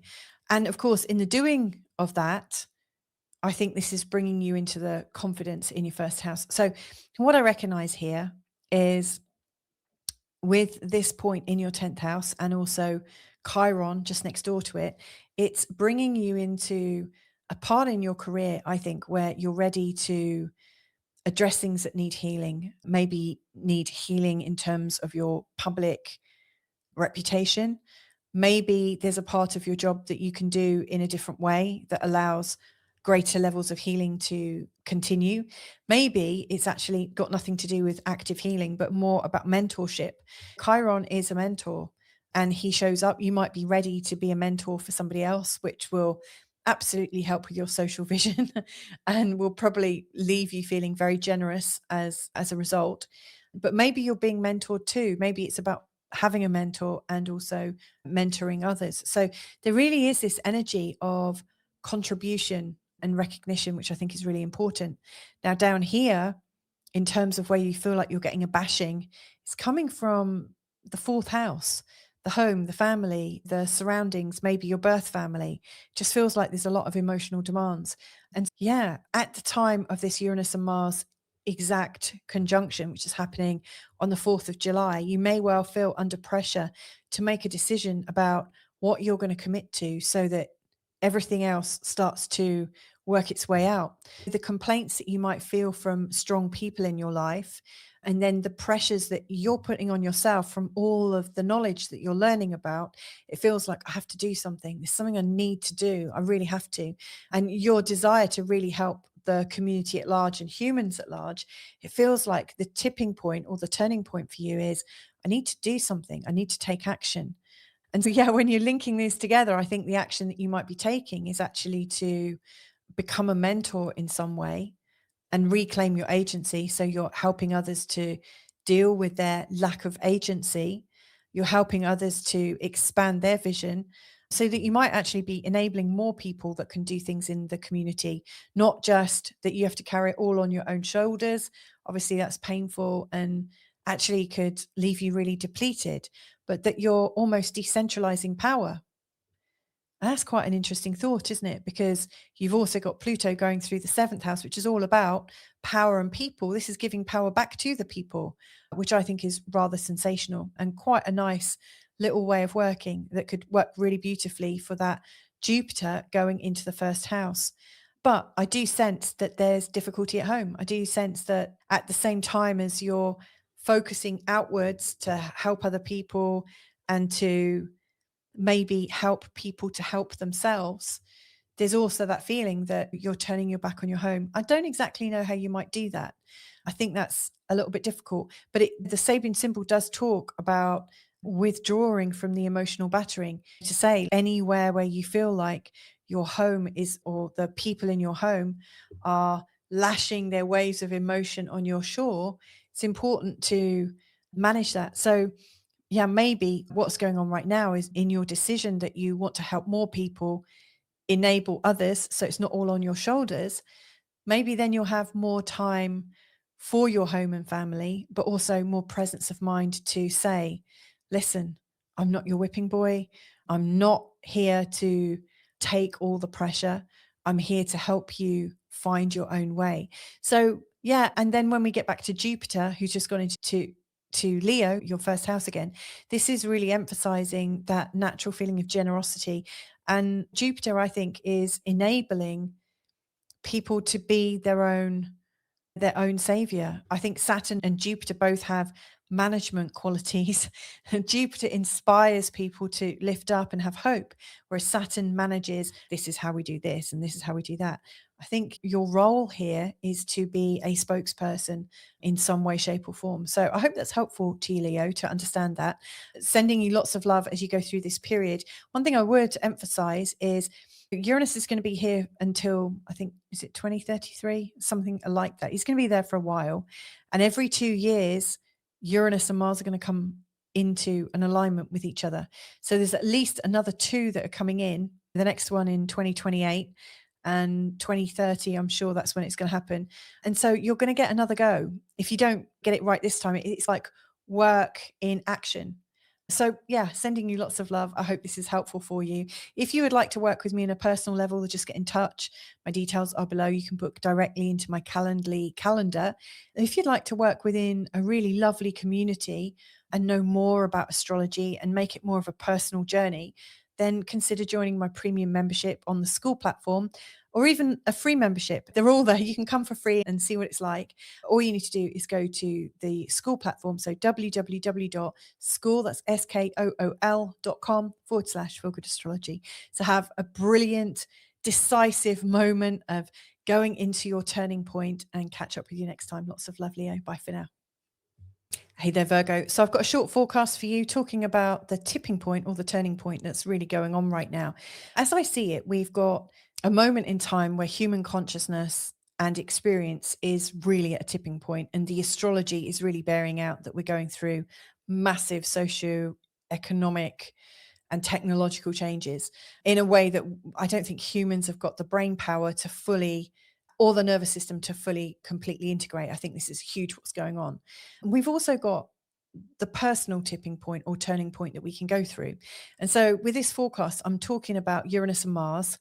They're coming into a conjunction. This happens every couple of years.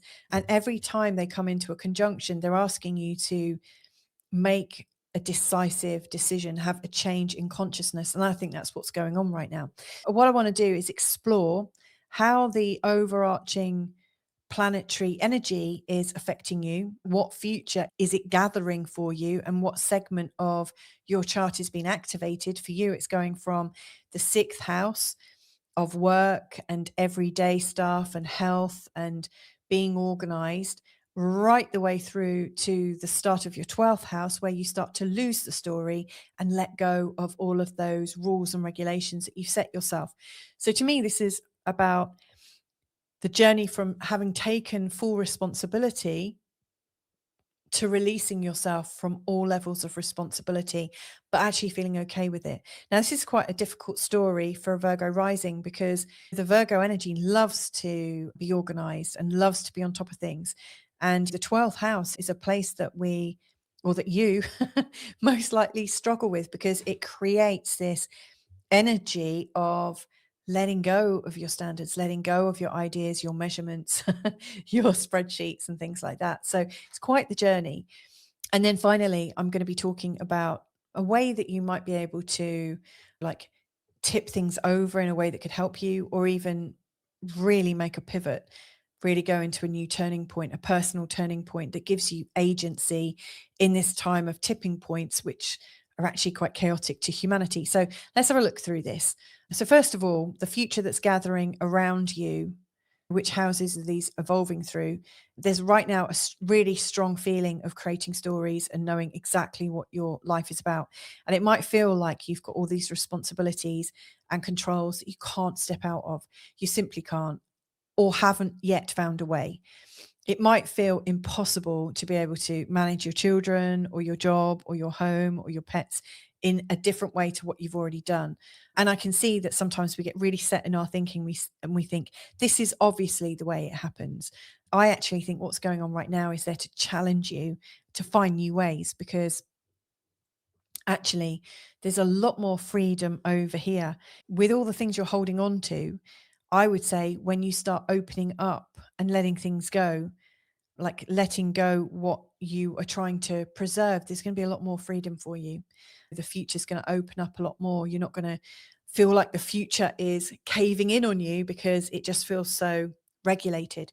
So this is taking you from regulation to a feeling of unregulated open space, which could be a recipe for, oh my God, this is freaking me out. But I think this could be really helpful for you. We all need to sometimes sit in a different pattern and feel it for a while to really get the medicine of it. Now, where this Uranus and Mars conjunction is taking place in your chart is in the 10th house. Now, for somebody who's trying to set up their life and keep it, just having Uranus just going into your 10th house can be really quite distracting, because Uranus is bringing this sense of independence and change. I've worked with loads of people with Uranus going into the 10th house. It brings up a feeling of, oh my God, I'm captured in my job. Where's my freedom? Why can't I make a decision and be able to just do it? Why do I have to get permission from people? It's a time when we absolutely want to be in control, in full independence of our career. And with Mars here as well, we're not going to suffer falls gladly, or you're not going to suffer falls gladly. This is a time when you might be challenging a boss or challenging the people around you, because you know what your vibration is saying. They don't. You're really feeling it. So there's a big choice point coming up. And so my first question, I guess, is what is going on in your career right now that feels like you can't change it, but you absolutely need to change it? Because this is what I think you're going to be making a decision on. To me, it feels like what has lingered, what has felt odd, what has made you feel like you're captured and controlled and possessed. It feels very uncomfortable. And so this actually ties in with the Pluto in the sixth house, funnily enough, because you might be trying to control your life because you don't feel like you've got it in your career.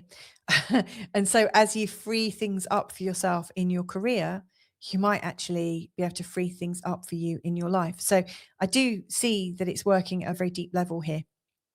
Now, with all of these energies in this area spread out through these six houses, it's very difficult to find one focal point. And so this midpoint here of 4 Taurus which is going to sit in between Neptune and also Uranus, and also in between Pluto and Jupiter, and its midpoint over here for Scorpio. These are two very helpful change points, grounding points, I would say. They're here to anchor us and to give us a different experience.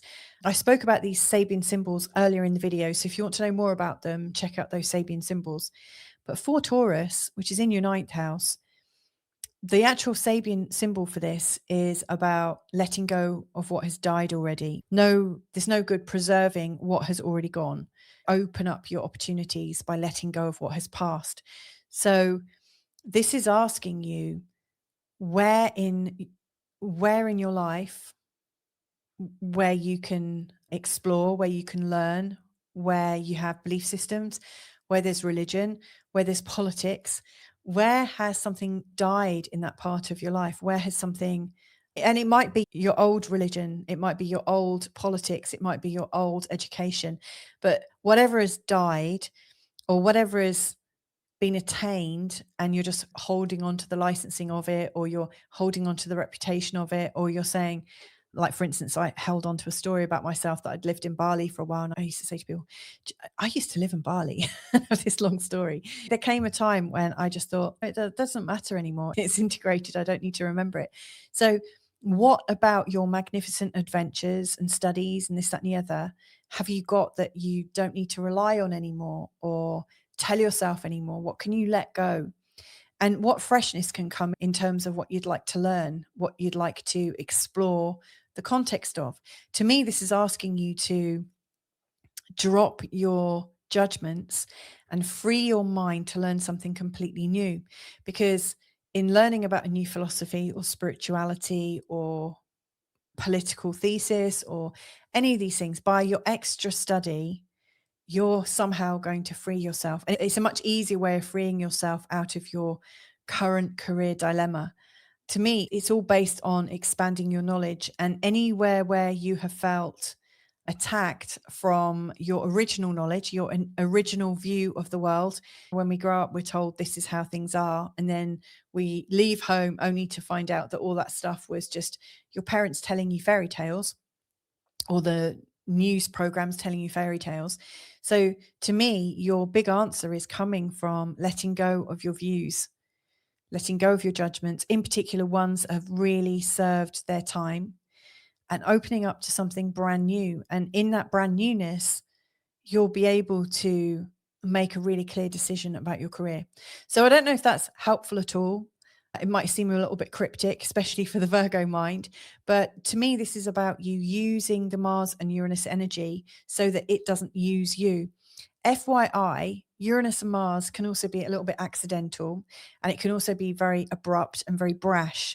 And when there's the swirling energy of a tipping point going on and everyone's whipping up with that energy, you might feel very emboldened to be really harsh and really angry in a very visible place in your chart. The 10th house is where we do our work. It's where we talk to our bosses. It's where we get a reputation for ourselves.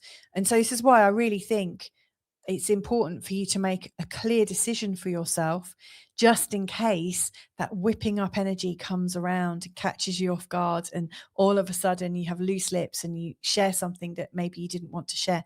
So use this energy to create some positive change so that you're moving your career on in a way that's going to feel empowering and free. Anyway, I hope that's helpful. If you would like to go deeper with me in a personal reading, then just book something. My Calendly links are below. If you would like to join my community, where there are lots of free forecasts, Monday to Friday, there are 5 forecasts every week. I also, for premium members, also have 5 sessions a week where we sit, we learn, we share, we look at each other's charts. It's very structured, but also absolutely a safe place to explore and learn and make friends as well. So if that sounds like something you're interested in, feel free to join me there as well. It's www.school, that's skool.com/feelgoodastrology. Anyway, have a smashing time.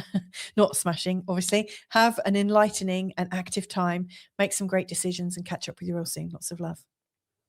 Hey there, Libra. So there's some very big energies going on right now. And what I'd like to do in this short recording is take you through the energy of Uranus and Mars and what they're creating in the early degrees of Gemini. They're in a conjunction this weekend and they're going to be playing together for quite some time.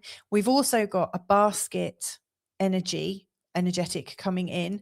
And in between the 19th and 23rd of July, we're going to have Pluto, Neptune, Uranus, and Leo all at 4 degrees of their respective signs. Notice they are gathering energy on one side of your chart. That's significant. They are working one side of your chart. So it's like human consciousness, the tipping point of humanity right now, which I think is being described through these planets, is affecting half of your life, you could say.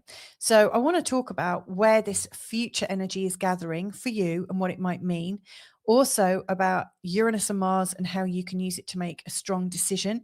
Uranus and Mars, they come together every 2 years. And so given that Uranus is right at the beginning of his Gemini story, we know there's going to be another conjunction in 2 years' time. And then we know there's another conjunction in 4 years' time. There might even be another one in 6 years' time. Don't know the exact details of that, but I will check that. But this pattern of Uranus and Mars in Gemini in your ninth is a repeating pattern. So what you don't manage to do right now, don't worry. You will carry it over. You'll get another opportunity to work on it. But to me, this is where you're making a really big decision and where your consciousness can change and shift, because Uranus is all about your consciousness. Mars is about taking action. So there's something really big coming in. Now, I also want to talk about 2 focal points, which I actually think might be helpful to you. Now, these are at 4 degrees in Taurus and 4 degrees in Scorpio. Now, they're not actual points, they are midpoints. What we've got coming in here, we've got Neptune at 4 degrees Aries, we've got Uranus at 4 degrees Gemini. In between that, we've got the midpoint of 4 Taurus. If we also look at the midpoint between 4 Aquarius and 4 Leo, we've also got a midpoint at 4 Taurus and a midpoint at 4 Scorpio. What these midpoints represent to me is a focal point for this whole half of a circle. Like, where is it best going to come to ground? Where are you best going to make sense of this? And so that's why I'm directing you here. If you've got planets around 4 Taurus or 4 Scorpio, they're going to carry the weight of the collective changes. This is where you may well express something in your life based on the world changes going on right now. So it's a very important point. So let's get going. First of all, the journey that I see you going on, where half of your chart is really emphasized, to me is from this place of personal sovereignty, wanting to do things your way, wanting to be in this real sort of creative mindset where you're creating and you've got all the creative journey on your shoulders. To be fair, it's a nice place to be in. It's not a difficult problem. It's just you're fired up and really wanting to create something. With Pluto here, you might feel that you're really creative, really powerful. And actually, sometimes there's a bit too much power coming through, and it's sometimes difficult to maintain your pace. It's a hell of a energetic drain, in fact, sometimes the sheer level of creativity that you're facing. Then you've also got Neptune in the 7th house, really showing that the people around you are also very creative right now, and they might not be very supportive. They might need a lot of direction from you. And so you might be also feeling a little bit of pressure in your creativity because creative people around you are also pulling on your resources. Then we've got Uranus in the 9th house, which is opening up your mind to lots of new thoughts and potentials. It's a very heady experience where we realize that there are potentials literally everywhere, where our world is opening up, our desire to travel, to move around, to experience more that life has to offer. There's absolutely, most likely, a desire to write, to study, to be intellectual, and to rethink and reimagine all of your sort of givens.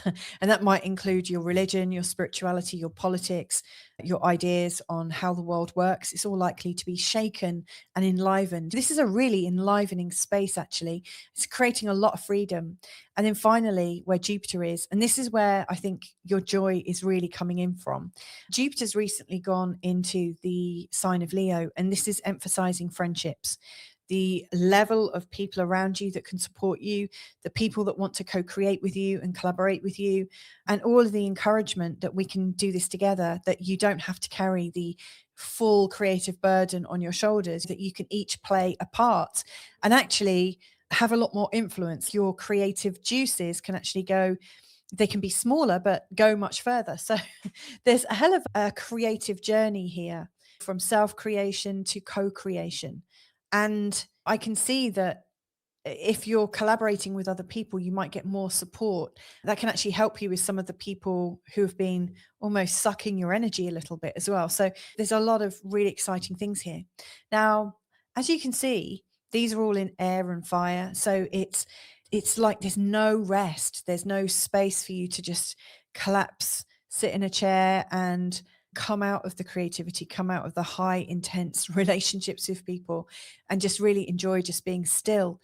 And actually, this is where the tipping point could come to ground. Taurus in your eighth house is asking you to calmly surrender. The sign of Taurus really takes his time. He's not in a rush. The sign of Taurus is also a little bit traditional, is wanting to have really good and deep relationships, not hot and fast and quick relationships. He's wanting to build something up over time. Now, the Sabian symbol for Taurus is encouraging you to let what has already died die. Whatever's been buried, what has been preserved, let it go, to create a really enlivened, open future space. In fact, the advice is pretty much saying, once your future is going to open up, once you walk away from what is old and what has died. And this is interesting because the eighth house is a place where we come to sometimes experience death, not us necessarily, but where we think about some of the deeper, more personal situations. It's also a place where we go through really strong transformations and where parts of us die, like where we say, oh yeah, that was the old me. This is where we are coming into a whole new sense of resolve, where all these change patterns are happening and where it feels like there's a collective tipping point, encouraging that creativeness in you, encouraging you to work with creative people, really urging you to learn more about the world and then to collaborate. It's all busy. It's pulling you out of yourself. It's pulling you out of your self-discovery. And so for me, I think this Uranus Mars energy might be encouraging you to transform a really close, deeply held desire or wish. This is something really personal that actually isn't necessarily creative, doesn't necessarily have anything to do with anyone else, might not change your religion or anything like that. It might not have world impact, but it will have impact for you. So to me, this is asking you to do something that is honoring of yourself and honoring of learning more about yourself. In the eighth house, we also experience things like shame, blame, guilt, and anger and resentment. It's also a place where we come up against other people's views of us. It's also a place where we might share assets. That's something else you might choose to do. With these shared assets, we're encouraged to not have to earn everything ourselves. That's really shown up with the 4 Scorpio Sabian symbol. It's asking us not to have to carry the weight of everything, and maybe not to carry the weight of earning. If your creativity is coming from a place of I must earn or else we're gonna perish, this pairing of midpoints is really saying you're not on your own. You don't have to do this on your own, but you might have to get over your resistance to sharing, your resistance to receiving. Taurus in your eighth house is encouraging you to be a recipient, to not be a provider, but to get ready to receive. And Chiron, that's just recently come here, is also encouraging you to receive. So Libra, as I'm looking at this, I'm thinking your life could get a lot easier if you would slow down a little bit, take off some of the creative pressure. Don't be in a rush to collaborate. That will just naturally happen. But take some time to come into the freshness and receive from other people. You might feel vulnerable receiving from other people, especially if, because you've given so much, aka Libra ascendant, you might feel very vulnerable to actually put yourself in the position of asking. I think this is a huge learning point. I think this can absolutely smooth things over for you. So, all in all, with this Uranus and Mars decision making process, I think your decision is, do you know what? Whatever's going on in the world right now, it's actually more sensible to focus on me and what I need. So this is the ultimate medicine for the Libra ascendant. It is. It's not about everybody else. It's about serving myself. And so I hope that helps you pivot back into you. And I think actually, if when the world is going crazy with the current astrology, if you turn back to yourself, to give yourself the peace, to give yourself the space, I think that's the biggest gift you can offer the world right now, is to look after yourself. So I'm going to leave that there. If you would like me to work with you at a deep level, then just get in touch. You feel free to just book directly into my diary on Calendly. The links are below. If you would like to study in a group that is nourishing, that is very supportive, where there's lots of people who know about astrology but are also learning together, then come and join me in the school community. I have a freemium model and also a premium model according to how much interaction you want. But you can come there by going to www.school.com. It's skool.com/feel good astrology. So however I can support you, or the world can support you, now is the time for you to get ready to receive lots of goodies, lots of love. Bye for now. Hey there, Scorpio ascendant. How you doing? This is a forecast for you to talk about the massive energies that are going on right now. We've got the Uranus and Mars conjunction, which is really kicking off this rather interesting planetary alignment, which between the 19th and 23rd of July this year, we're going to have Pluto at 4 degrees Aquarius, Neptune at 4 degrees Aries, Uranus at 4 degrees Gemini, and also Jupiter at 4 degrees Leo. This is big. This is really big. Now, the reason why I want to address these together is because I really see that this Uranus-Mars conjunction is kicking off this energy. Jupiter going into Leo on the 30th of June has also really brought this forward. This is already coming in. It's going to be with us for a while. By the time we get to late August, Jupiter has just moved out of here, but these are still going strong here. So what does this all represent? The first thing is this basket is really taking up one half of your chart. And so this is the part of the chart where outside influences are futuring our world. And so it's gathering the future. So basically what I want to talk about is, what about the future is gathering in your chart right now? How do you need to respond to life right now? This is another way of saying it. Uranus and Mars also, you've probably heard about it earlier in this video, even I talk about it. It's quite accidental. It's got a very strong energy where things happen and they might happen permanently. Uranus brings in this big shocking change, and Mars is where we take action. So to me, this is encouraging us to take really strong action on something. Now, I always think with Uranus and Mars and these big conjunctions and these big times, that if we're not using the astrology as it presents, it uses us. And so my question to you is, do you want to be swept up in the tipping point of these times, or do you want to have agency and create a personal turning point for yourself? Because that is what I think is happening right now. We have a choice. And we might find that actually both happen, like that the world around us pulls us into a scenario and then we also make our choices. But I still think when we're having a personal turning point, that is the optimum.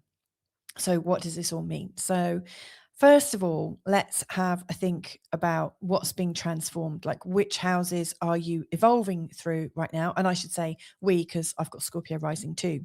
So this is really starting from the 4th house with Pluto. So the 4th house with Pluto sitting in it, Pluto is all about controls at home and power at home, and how you're embracing power, how you're becoming more powerful at home, maybe how you're becoming more powerful in your own body, your sense of self, for instance. So to me, that's a really deep message about getting stronger in yourself. Then we've also got Neptune in the 6th, which is encouraging all forms of spirituality to enter into your life, and spiritual principles, spiritual routines, a spiritual approach. I think with Neptune, it's really important to work out where our need for transcendence can merge with our sixth house. Like the sixth house wants to be regulated, it wants to be measured, it wants to be healthy, it wants to save money and all sorts of things.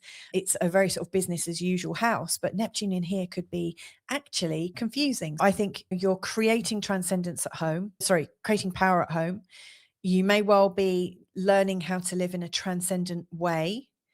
Then in the eighth house, where you've got Uranus and Mars, this is really creating, I think, a decision about how you deal with those hidden psychologies, in particular, the stuff that you've inherited from your ancestry, from your parents, in particular, shame, blame, guilt, anger, and all of those belief systems that lead us to live in a certain way.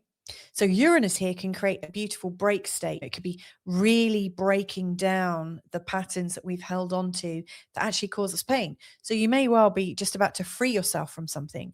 And then finally, Jupiter coming into the 10th house is showing where our career is waking up and where we're about to get recognized in a big way, and how we can be recognized in a really magnificent way. We're really coming from our personal power at home and in the transformation of our home and our body, understanding how life can be more spiritual and streamlined through spirituality, how we can let go of psychologies, we can actually rise up so much further than we originally thought. So ultimately, this is actually quite a good layout, how life is evolving you. It's really saying that you're meant to be someone, do something, be seen, be heard, and to absolutely have your message come across. It's quite a legacy. Now, with Uranus and Mars, the decision you might make could actually cause a lot of ruptions and eruptions in the family home, in particular in your childhood home, because Uranus does create sudden change and Mars can sometimes not be the most polite planets. So you might want to think in terms of, where have I been holding things so tight that I might burst? Where have I been suppressing any anger or suppressing resentment? Or where have I been peaceful and calm in what I've said, but not really matched it internally? Because anywhere where there's that difference between your internal energy and actually what you're saying to the people that you know and love, then there's absolutely some tension. So yeah, who knows how this could roll out. Uranus and Mars here could actually create an irrevocable break, and you probably don't want that. These two planets together can create such a sudden change that it absolutely causes a huge falling out. So it may be helpful to do it calmly. Maybe either side of the Uranus and Mars conjunction, maybe you commit to more truth and transparency and the ending of any difficult psychologies. Maybe you're making the commitment to that, but you don't communicate it straight away. You just start to live by it. Anyway, to show how you could integrate this without fracturing or shattering all of these energies, this focus point here and here, I thought I would get the average point, and that would be the midpoint. The near midpoint here is for Taurus. So it's a midpoint between these two. It's also a midpoint between these two. We've also got a midpoint here as well. But these midpoints could actually carry the weight of what you're transforming in an easier way, in a more integrated way. So that's why I've put these in. Now, if you want to know what each of these represents, you can actually go earlier in this video, click on the Sabian symbols chapter, and there'll be the two definitions. But let me just, what's the word I'm looking for? Let me just give it to you in shorthand. The 4-degree Taurus one is really saying that our future opens up once we can stop trying to preserve what is already long gone. So if there's elements of your past that are really in the past, it's time to fully let them go and move away and release things. Where things are dead on arrival, it's time to just grieve. The 4 Taurus symbol is really talking about grief and letting go of the grief as soon as we can, because once we do, we're free for a different kind of future. The 4-degree Scorpio one is talking about where we feel that we're being battered by emotional waters on our cliffs, where it feels like it's just a complete emotional assault. So again, you might be asking yourself, where am I holding on to a situation where I feel emotionally assaulted, especially about my identity? And also, where am I holding on to a situation that's long gone, it's dead? As my husband really cheerfully says, they're an ex for a reason. You might be letting go of things from two different perspectives. Now, interestingly, if we were to go into focus our energies here, the seventh house is very much about relationships, but also relationships that we commit to. And in the sign of Taurus, and currently we've got Chiron at 0 degrees in the sign of Taurus. To me, this is teaching us to receive. It's teaching us to be willing to receive, ready to receive, and showing us that we don't have to be strong for everyone else all the time. And so, in a very small way, I think part of this story is eased by receiving from people, and more importantly, not giving your energy to something that has died already, not giving your energy to people that can't even see it, that can't hear it, that can't process it. It's not meant to be an act of cruelty, but one thing that I see with Uranus and Mars here is that things build up and things can get quite explosive. And another thing I want to share is that Uranus and Mars, they come together every 2 years. And so, Uranus is going to be in your 8th house at least for another 5 years. I think it's actually 6 in total. So you've definitely got another 2 Mars and Uranus conjunctions in this area. So whatever you do today, don't worry about finishing the pattern, completing the pattern. Only go as far as it feels easy. Only let go of things as much as you can, as much as it doesn't hurt you, because you're going to get the chance to do this again and again. And each of these times is a reset point where you can make an even deeper, stronger, and more authentic decision for yourself. So I hope this makes sense. Most likely you've already been feeling this coming in. I know I have, actually, as I was reading this out at the same time as saying it, because this all comes spontaneously as I'm doing this. This isn't planned. But as I was talking this out, I was thinking, shit, this is what I've been through all week. So I hope that's helpful for you in understanding the dynamics at play here. I wish you a really spacious and clear time. Also, if you would like to explore this in a personal reading with me, a personal consultation, then just get in touch. You can book directly into my calendar online. If you would like to come and get more forecasts, I've got 5 free forecasts every week on my free school community. It's www.school, that's skool.com/feel good astrology. And also, if you want to go deeper, join the premium version of it. There's 5 sessions a week where we talk, we're learning, we've got learning objectives, but we also share our experiences and compare our charts. And so it's a really dynamic way of learning about yourself, coming into acceptance about yourself, and also matching it and mirroring it to astrology. So lots and lots of love to you. Hope you have a good, decisive moment and an interesting summer season, and catch up with you real soon. Lots of love. Bye for now. Hey there, Sagittarius. So let's have a look at a short forecast about the summer, and in particular about the very strong energies that are coming in right now. Right now, we've got the Uranus and Mars conjunction pretty much exact for us.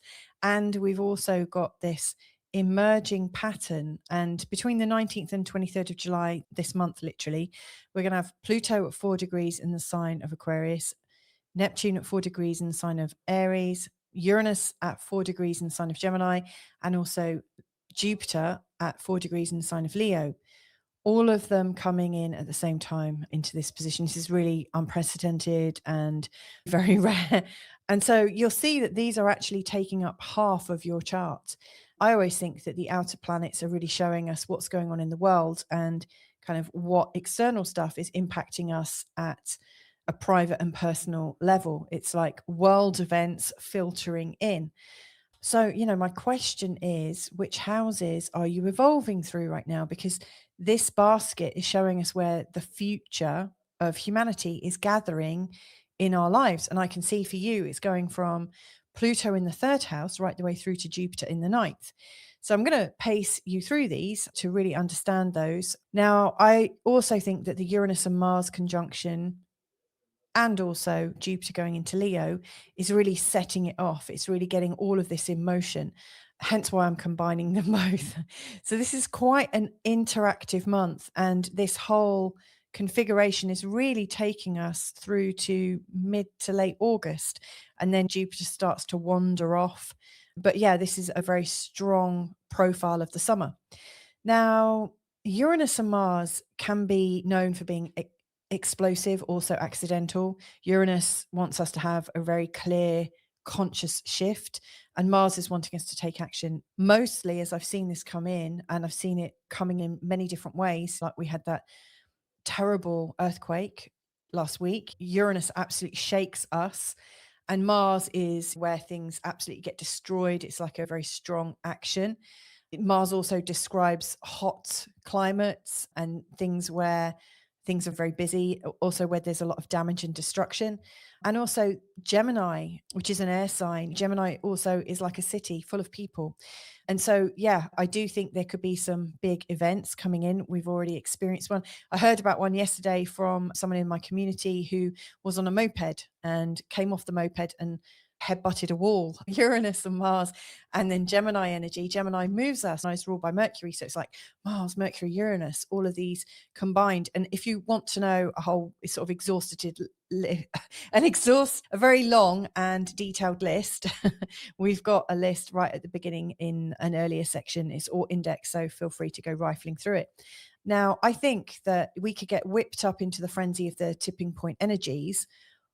And to do that, we don't actually need to do anything. All we need to do is sit still and just see what transpires in the world. There's enough stuff shifting right now. In Portugal, for instance, we've got another existence of Uranus, Mars, and Gemini. We've got wildfires. Uranus, they suddenly arose. Mars, it's fire, like Mars is the ruler of Aries.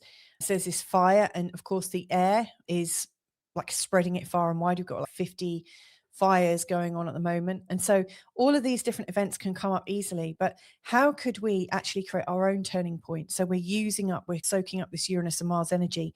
So that's what I want to really explore here. So for me, as I'm looking at your chart, Uranus and Mars is having their conjunction in the seventh house, which is about our partnerships. It's also about what we've committed to. It's also our business partnerships. It's our clients.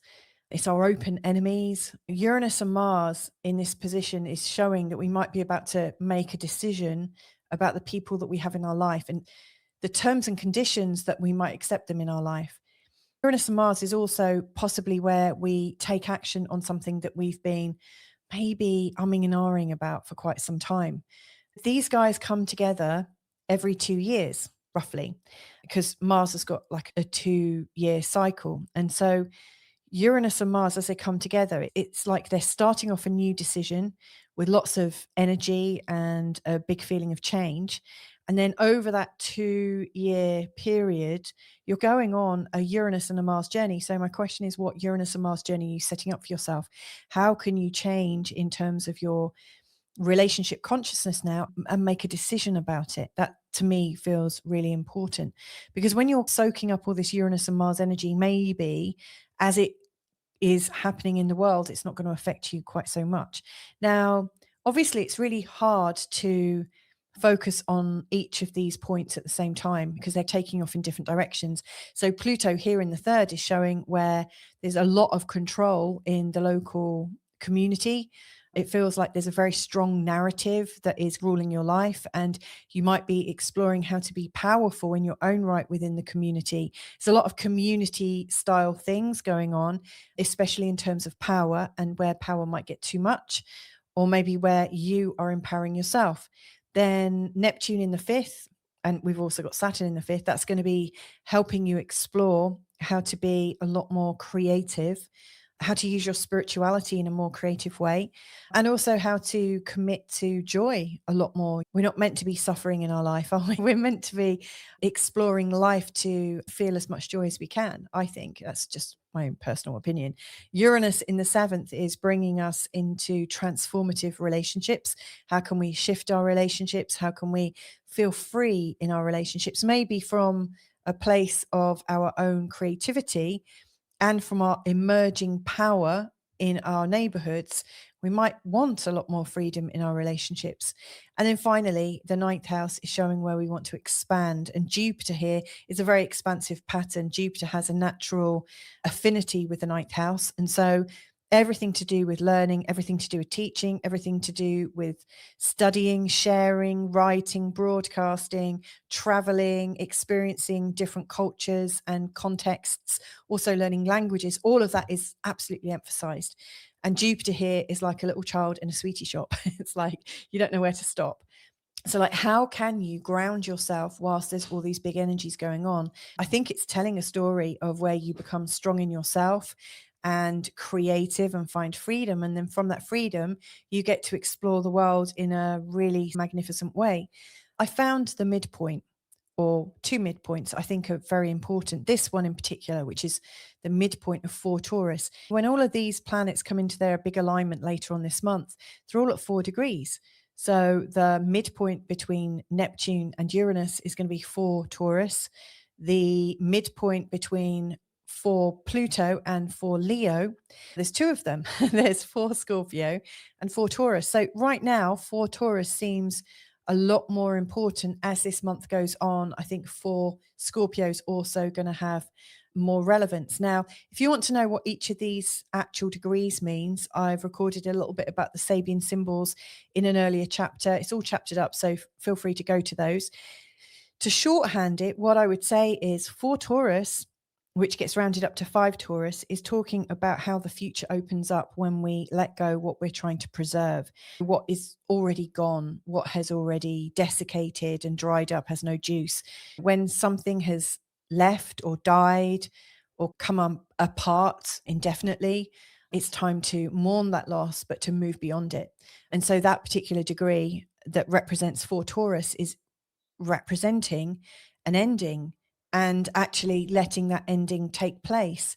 Now, seeing as this is coming up in the 6th house, this could show where there's aspects of your home life, your work life, how you earn money, how you manage your money, how you manage your health, that are absolutely coming to an end and should be left behind. This is inviting you to change how you've organized your personal story.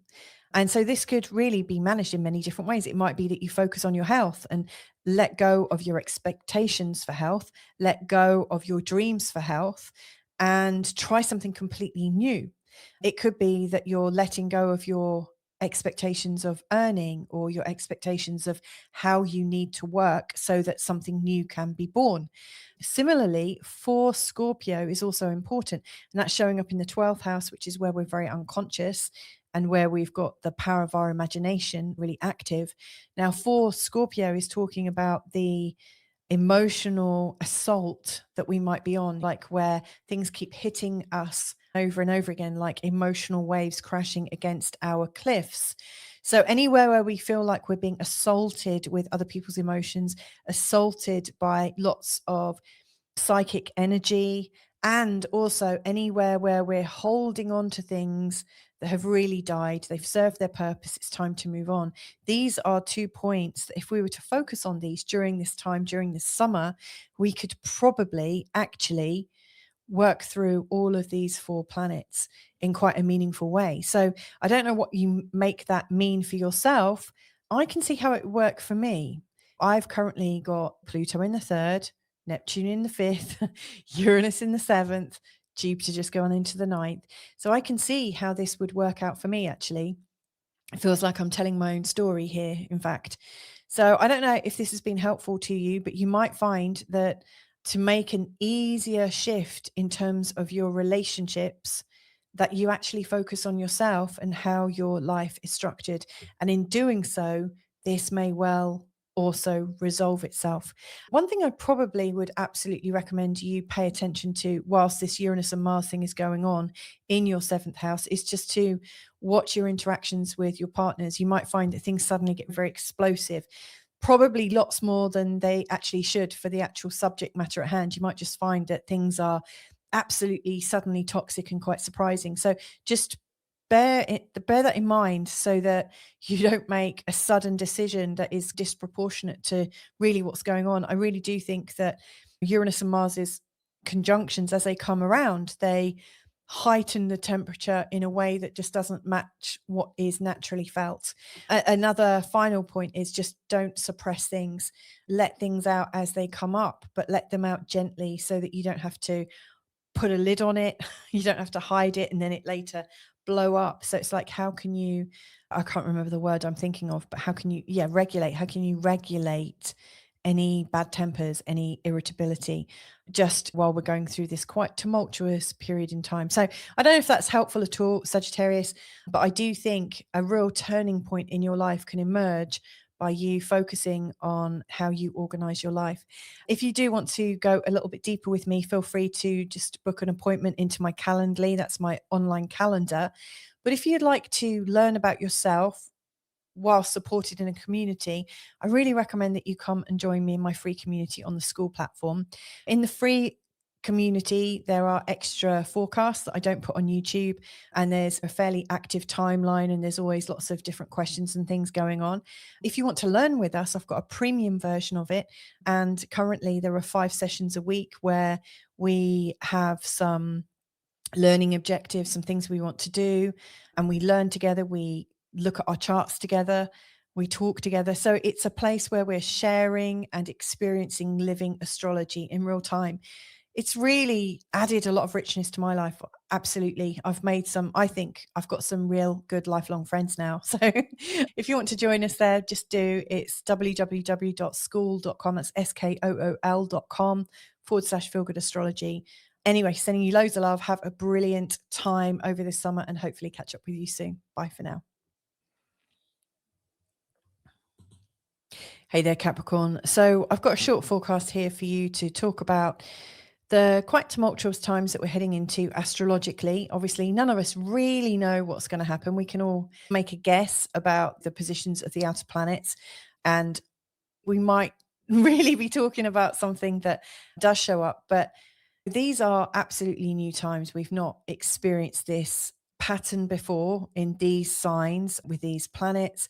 We've got between the 19th and 23rd of July, we've got Pluto at 4 degrees Aquarius, Neptune at 4 degrees Aries. We've got Uranus at 4 degrees in the sign of Gemini, and we've also got Jupiter at 4 degrees in the sign of Leo. In fact, the sun's not far from there either. And in fact, during this week, I also think the moon lines up as well. So this is going to be a very intense end of middle to end July.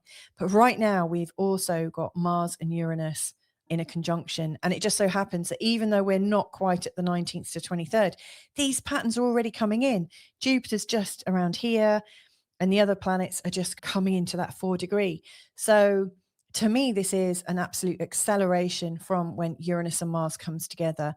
They're going to be exact tomorrow on the 4th of July of all days. Now, we're really comparing and contrasting the Uranus and Mars energy. Mars really shows us aggression, defense, fire, heat, the yang, the masculine. More importantly, I think he helps us to make a decision and to be firm and to know exactly what's what. There can be a real release in that, to release a lot of physical energy in one go, I think is rather interesting, really freeing things up. And then we've also got Uranus, which is, I think, very much about consciousness and change and innovation. And it doesn't let things get static. If something is dying because it's static, Uranus comes and breathes life into it. It asks, what is dying? What is static? How can this be enlivened? And so this change comes up, this change consciousness. And so we've got change and we've got direct action. And so I see this as a time when we're all making very big decisions. Now, one of the things I've observed for many years with the planets is when there's a strong energy, like decision-making energy, but we're not actually engaging in decision-making, that sort of strong Uranus and Mars energy is around us anyway. It floods us. And I always think it's important to use it so it doesn't use us. That's how I put it. That's how I always say it. Use it or it uses you. Now, the Uranus and Mars, if it's not being used for making decisions and taking clear action, it could be quite accidental. It could be decisions made in haste, decisions made in anger, decisions made in defense. To be fair, we need to have that anyway. That's a strong instinct.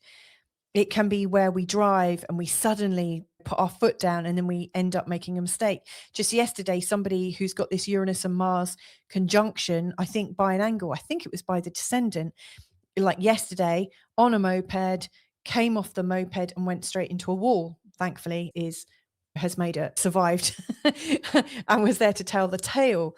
But these kinds of things can happen. In recent weeks, I've heard about ligaments snapping with a Uranus and Mars conjunction in the birth chart. Uranus and Mars create these breakages and also assaults, these really strong events. The last time we had Uranus and Mars come together was during the time when Donald Trump someone tried to attempt to assassinate him. This is a really strong time, and this could be affecting us with fires, with the Mars energy, with the air. So air travel, air flight, things in the air, storms, winds. And Uranus, we could have land events. Uranus can absolutely shake the earth, as we've already experienced. So there's all sorts of different things going on. And I really do think the more we make our own personal decisions and stop all that inner tension inside, we get to release it. Now, the reason I'm sharing that is because in the sixth house, we can store a lot of stuff in our body and a lot of our frustrations about our day-to-day life, our day-to-day diet, our day-to-day exercise routine and stuff. When we're static, and no disrespect to you, Capricorn, but you're ruled by Saturn, which creates a lot of static. When you get too rigid, there is a need to shake things up and move things around. So this, I think, is getting all of this season moving, and it's moving you in your sixth house. Now, this half of the chart is absolutely taking you from the money you're earning and your self-concept right the way through to the money you share and your self-concept as observed by other people and other people's concepts of you. So this is taking you on a judgment of value, how you're valued, how you value yourself, how you earn money, how you share money. This is huge. This is really, it reduces down to value, essentially, and it's kicking off. To me, it seems like there's a decision to make about how you run your life, how you manage your money, how you run your body and your routines. So something has got to give, and whatever is giving is helping you explore your value system. Now, obviously, there are 4 big points here, and they're all pointing in different directions. They're all working together, but it's a lot of things to focus on. It's like trying to balance on lots of different points. And so I looked up the midpoint because I always think midpoints are very powerful. They show us where the blended energy of planets comes together. And thinking about the midpoint here, like for Taurus is the midpoint between Neptune and Uranus. It's also the midpoint between Pluto and Jupiter. And there is another midpoint over here. Earlier in this video, and you can see this is chaptered under Sabian symbols. I looked at the Sabian symbol for Taurus and also for Scorpio to show how we could release some of this tension gently. Now, for Taurus is talking about where things have dead and gone. It's saying where the future opens up when we step away from trying to preserve what has already disappeared, what has already died on us. So given that this is in the fifth house, to me, this is suggesting that there is something in your life that has passed over, that has long gone, maybe something creative, something you've created that has served its purpose. Whether you've got children and the fifth house does rule children, maybe your children don't need you so much anymore. Maybe your role with children has left. Maybe you've decided you don't want children. Maybe you've decided you do want children. Any of these decisions and experiences that have served their purpose are going to be adding stress and removing possibilities for you to open up and to really feel the changes. So to me, whatever rigidness you're holding on to right now, to hold things in place and to not change that pattern is causing much bigger patterns in your health and your work and the way you organize your life. So this is one area that I think all of this value-driven stuff can come out and be processed. Now, the other Sabian symbol is related to feeling the emotional assault in life, like all of the energies of everyone else coming in and bashing on your cliffs, all this emotional waves. And that's what it talks about. Now, the emotions, the weight of the emotions, these are coming up from friends, networks, tribes, people you feel aligned with. So anywhere where you feel like you can't manage your own emotions because you're having to manage everyone else's, that's also something that you might choose to let go of. So if your friendships and your communities are costing you too much in emotional energy, it might also be quite prudent during this season to just release them a little bit. I always think what's for us persists. What's not for us will desist at some point.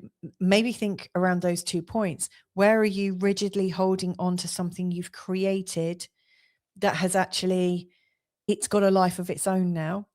And where are you rigidly holding on to the emotional assault that is coming your way?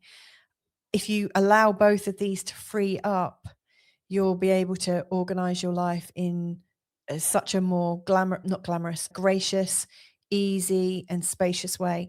So that's what I'm thinking as I'm looking at this. I hope this is helpful for you in understanding this sort of turning point you can have. So it's a personal turning point. You're no longer being thrown around by everyone else's emotions. It really feels like you can regain some control. So I hope that's helpful for you, Capricorn. Now, if you'd like to go deep with me and like work with me on a personal level, then just get in touch and book directly into my calendar. It's online. It's very easy to do. Or if you'd like to learn within a group and share and kind of practice living astrology, then why not consider coming into my free community? In the freemium, there are 5 forecasts every week and discussion points and all sorts of different things happening. We have a fortnightly hangout as well. If you actually want to learn and work a bit more intimately with people, then we've got a premium membership where we have 5 sessions a week currently, and where we show up with our charts, a subject to talk about, and we're experiencing our charts and our lives together. I have to say it's really nourishing. I'm really enjoying it. I will confess this is my community, but the results that I'm getting within it and the shared experiences far exceeding what I thought was even possible. So if you want to join us there, come and join us. It's www.school, that's SKOOL.com/feelgoodastrology. Lots of love to you. Bye for now. Hey there, Aquarius. So I'm looking at the idea of tipping point or turning point. Where are you right now? Are you getting swept up in the collective energies of the tipping point?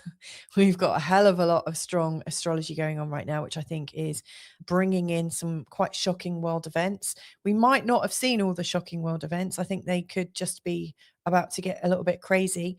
So are we in the tipping point of it, or are we at the turning point? By that, I mean, using the crazy astrology for our own use. See, this astrology is happening all around the world, and this is how it looks from an Aquarius ascendant perspective. And so, my question to you is, are you allowing yourself to be knocked over, bowled over by this very strong world energy, or are you going to use it? And if so, how? I've got some suggestions. That's what I really want to talk about with this, because I really see that it looks like a boat here actually, and that looks like a mast. But this energy I see as being super strong. It's coming in right now. It's really exact between the 19th and 23rd of July, when we will have Pluto at 4 degrees in Aquarius, Neptune at 4 degrees in Aries, Uranus at 4 degrees in Gemini, and Jupiter at 4 degrees in Leo. Now, kicking it off right now, we've got Uranus and Mars at 3 degrees, and Jupiter is just at the beginning of his time in Leo. But they're all coming into this like perfect scenario.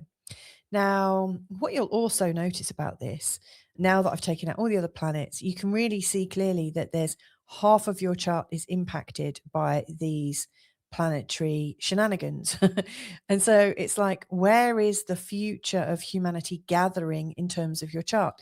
And as you can see here, it's really impacting the lower hemisphere. Now, this is the most personal hemisphere. This is really affecting how you're creating yourself and understanding yourself, and also with your sort of attempts to express yourself in the world. But this is very much a personal energy. And so, with these 4 very strong planetary signatures in your first house of identity, your third house of local community, your fifth house of the creativity that you're employing to get things done, and then the seventh house of how you relate to other people. I should say the fifth also does also have romance in there and creating children. So it is quite a joyful house. And then the seventh house of partnerships and a partnered identity. There's some very big things contained within this hemisphere. Now, I think where Mars and Uranus is showing up is showing us where we might need to make a decision. Uranus encourages us to be clear, to have a clear consciousness, to channel it and to make a choice, make a decision. And then Mars is really asking us to take action and maybe making a physical change. And so this is big energy. I will say, actually, when we had Uranus and Jupiter in a conjunction right on the cusp of my fifth house, that was when I met my husband and conceived a child in quick succession. And it also changed my life. So I can absolutely, hand on heart, say a Uranus conjunction with another pretty dynamic planet right at the cusp of your fifth house or at the beginning of the sign can absolutely get things moving. To me, this is a very creative, potentially romantic, potentially intimate decision that you might be about to make. Now, obviously, you can't have eyes in the back of your head. You can't be looking this way and that way and this way and that way. And so what occurs to me is there a focal point? Is there a point that sort of captures all this energy and helps to ground it? Yes, there is, it turns out. We've got the midpoints, and this is what I want to show you. So the midpoint of Neptune at 4 degrees and Uranus at 4 degrees would be this point here, 4 degrees in the sign of Taurus. We've also got the midpoint, or I should say midpoints, between this opposition with Pluto and Jupiter, both at 4 degrees. That would give us 2 points, 4 degrees Taurus and also 4 degrees Scorpio. Now, I've looked at Sabian symbols for these 2 degrees, and if you want to know what they represent, you can find that earlier in this video. It's all chaptered, so it's all there for you. These have very specific meanings that I think could be very helpful to us in terms of making a clear decision that could help us. But from looking at this lineup for you, Aquarius, it's clear to me that you're going on a journey from selfhood to partnering, and also how you're finding yourself through getting out in the community, through finding meaning with joy, and through partnering. Now, in particular, the decision that you might be making that's creative and intimate is happening in the fifth house. But 4 degrees Taurus is suggesting that there are things that you can do as close to home as possible, like literally in your home, literally in your family. And so the Sabian symbol for Taurus is actually equal to 5 Taurus. It explains that a little bit earlier, but it's really suggesting that your future can really open up when you stop trying to preserve things that have already passed, that have already gone. It's really talking about a past that we might be grieving, suggesting that the grief that we're holding on to in our body and in our home is one of the reasons why it's hard for us to commit to a creative, romantic, or intimate future. And so it's really talking about that grief and how if we can start to let it go or start processing it, all of a sudden our concept of self, our concept of the local environment, our concept of romance, and our concept of partnership is going to shift and change. So to me, this is a really big indication of where we might be able to ground this energy. It would be face the grief. And you might not be grieving a person, you might be grieving the end of living somewhere. You might be grieving like losing a house or moving to a completely different area. Every new start comes with an ending of a previous life. And yeah, I suspect there's something going on in terms of, yeah, like everything needs to be grieved to be able to move on. It's like the final goodbye. Given that you've got Pluto, which is the planet, he is the ruler of the underworld, and death and dying does come up in his signature. It's part of his remit. Pluto really shows us where we transform and we become a different person. And so there might be some grief about your changing identity that can be processed. Now, if we look at the other side with 4 Scorpio, the meaning of 4 Scorpio is really talking about where we've got emotional assaults crashing on our shores, like an abundance of emotional energy that is just flooring us over and over again, like we're being bashed and pounded with waves of emotion. And the 10th house is it looks after your career. It's very much about how you stand in the world, how you make a living, how you're known, your reputation. So if you feel like if your reputation has been injured by emotional people, or an emotional situation has stopped you from feeling safe and secure in public, anywhere where it feels like things have got very intense and like you felt under scrutiny, like an emotional scrutiny, it's asking you how you can step away from that. So there are a couple of things here. So stepping away from the emotional onslaught that feels very public, and also grieving in private.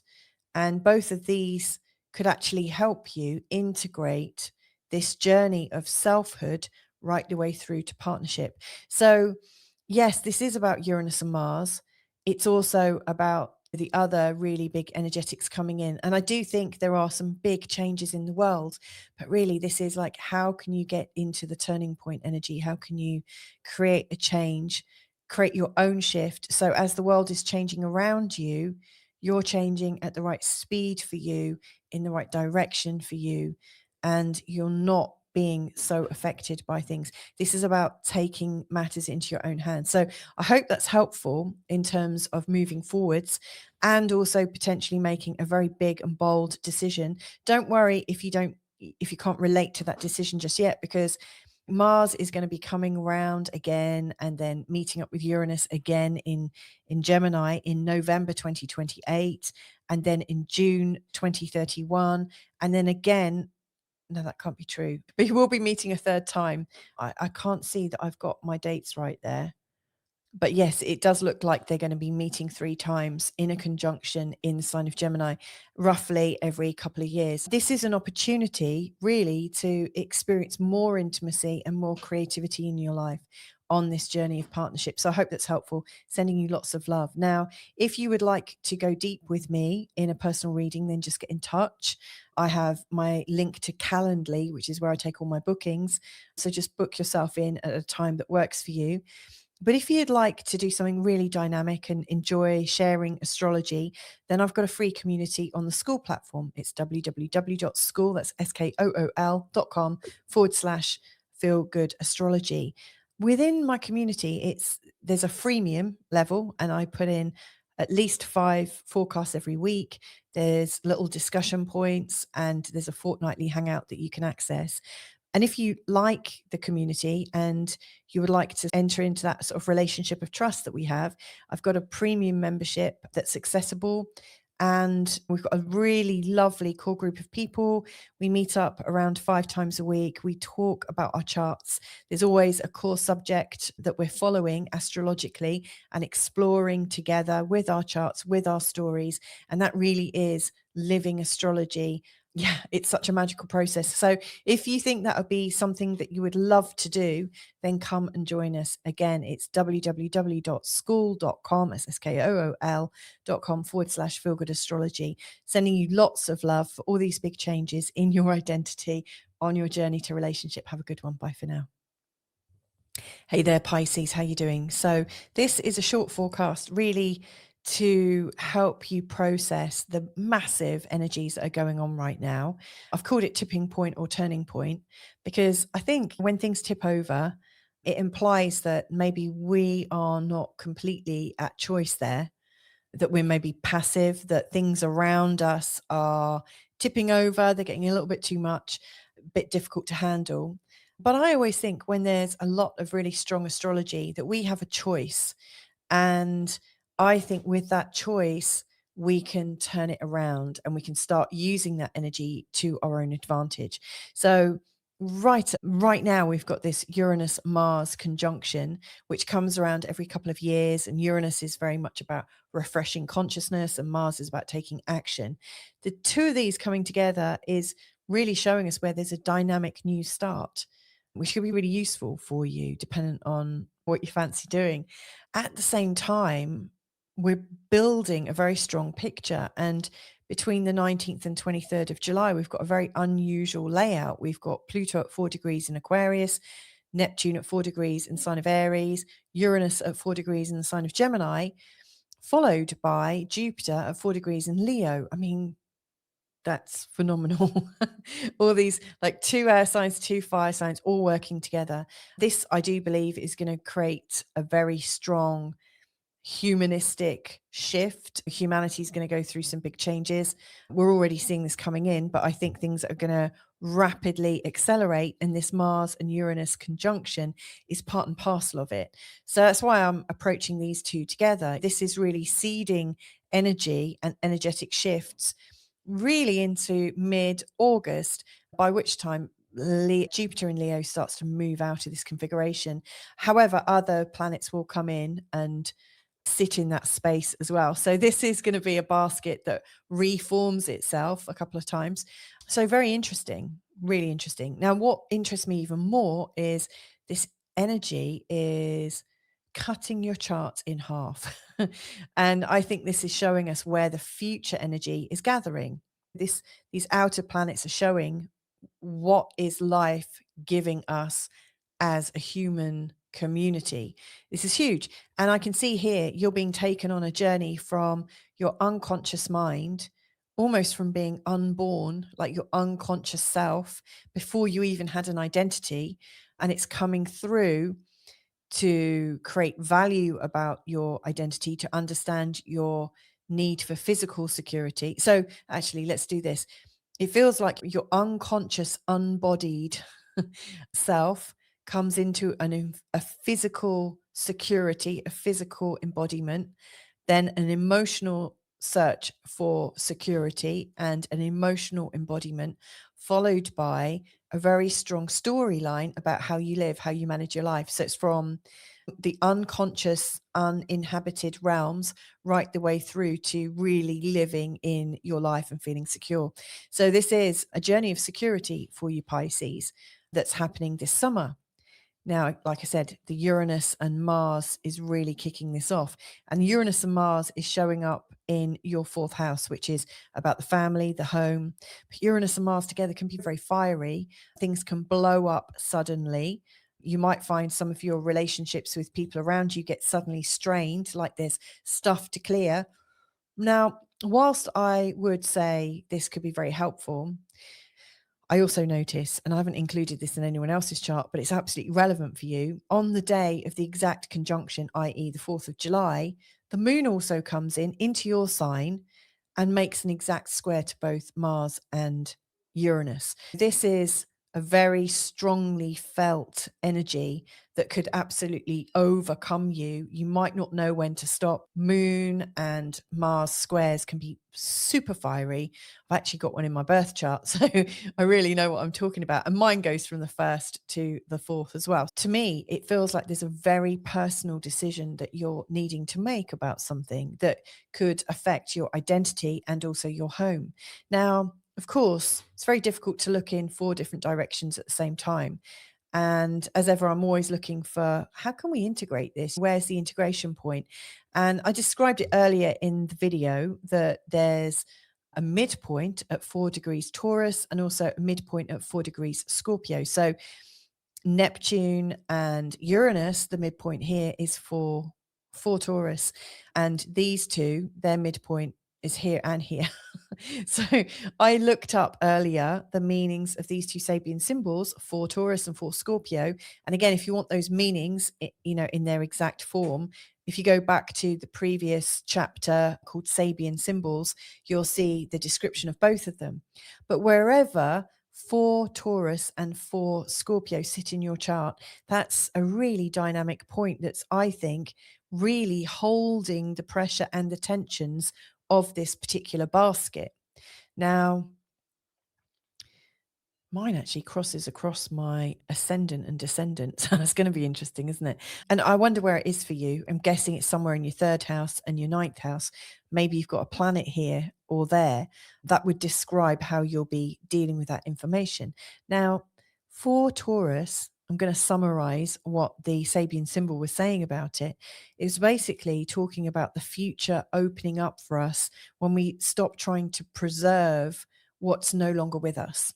So certain situations in your third house have really come full circle. So we might want to think, what's the third house about? This symbol is about grief, like grieving the ending. But the third house is very much about the community we grew up in, the community that maybe you've got siblings with and cousins and early friends and early schooling, where you were told this is how the world works. Definitely how the world works. This is the ABCs, 1, 2, 3s. So you got your real foundational knowledge here and learnt about friendships here.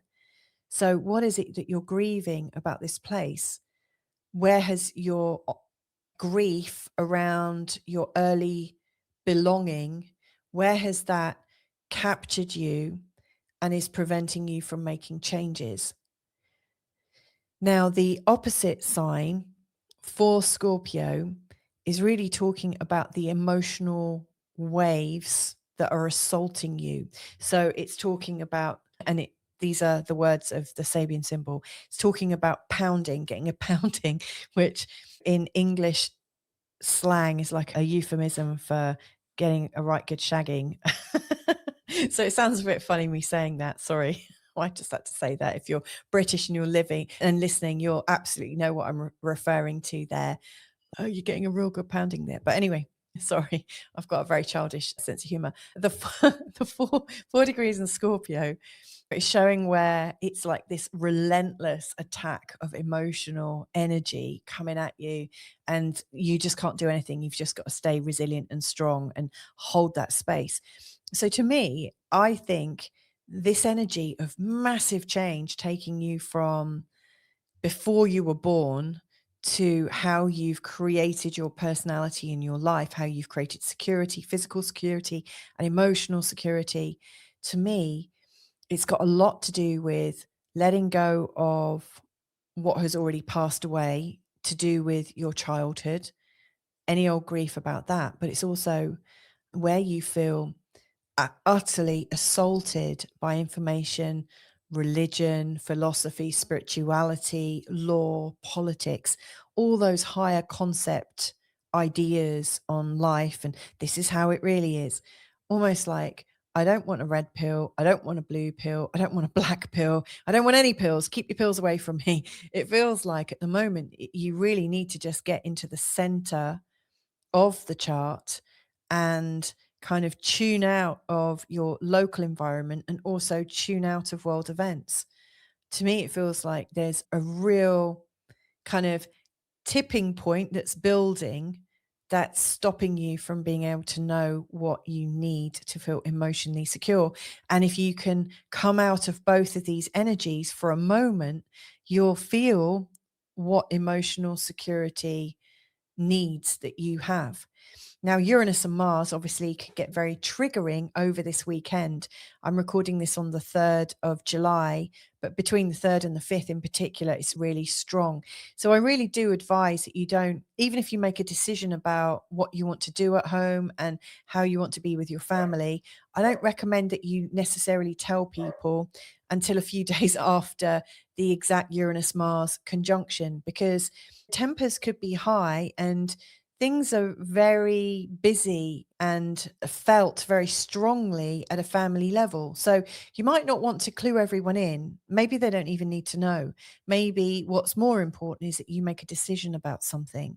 And then from that decision, it just feels like you're able to make sense of your past, maybe make sense of your past lives, and then work out what you need to explore a sense of integrated security in your future and in your present right now as Jupiter goes through Leo.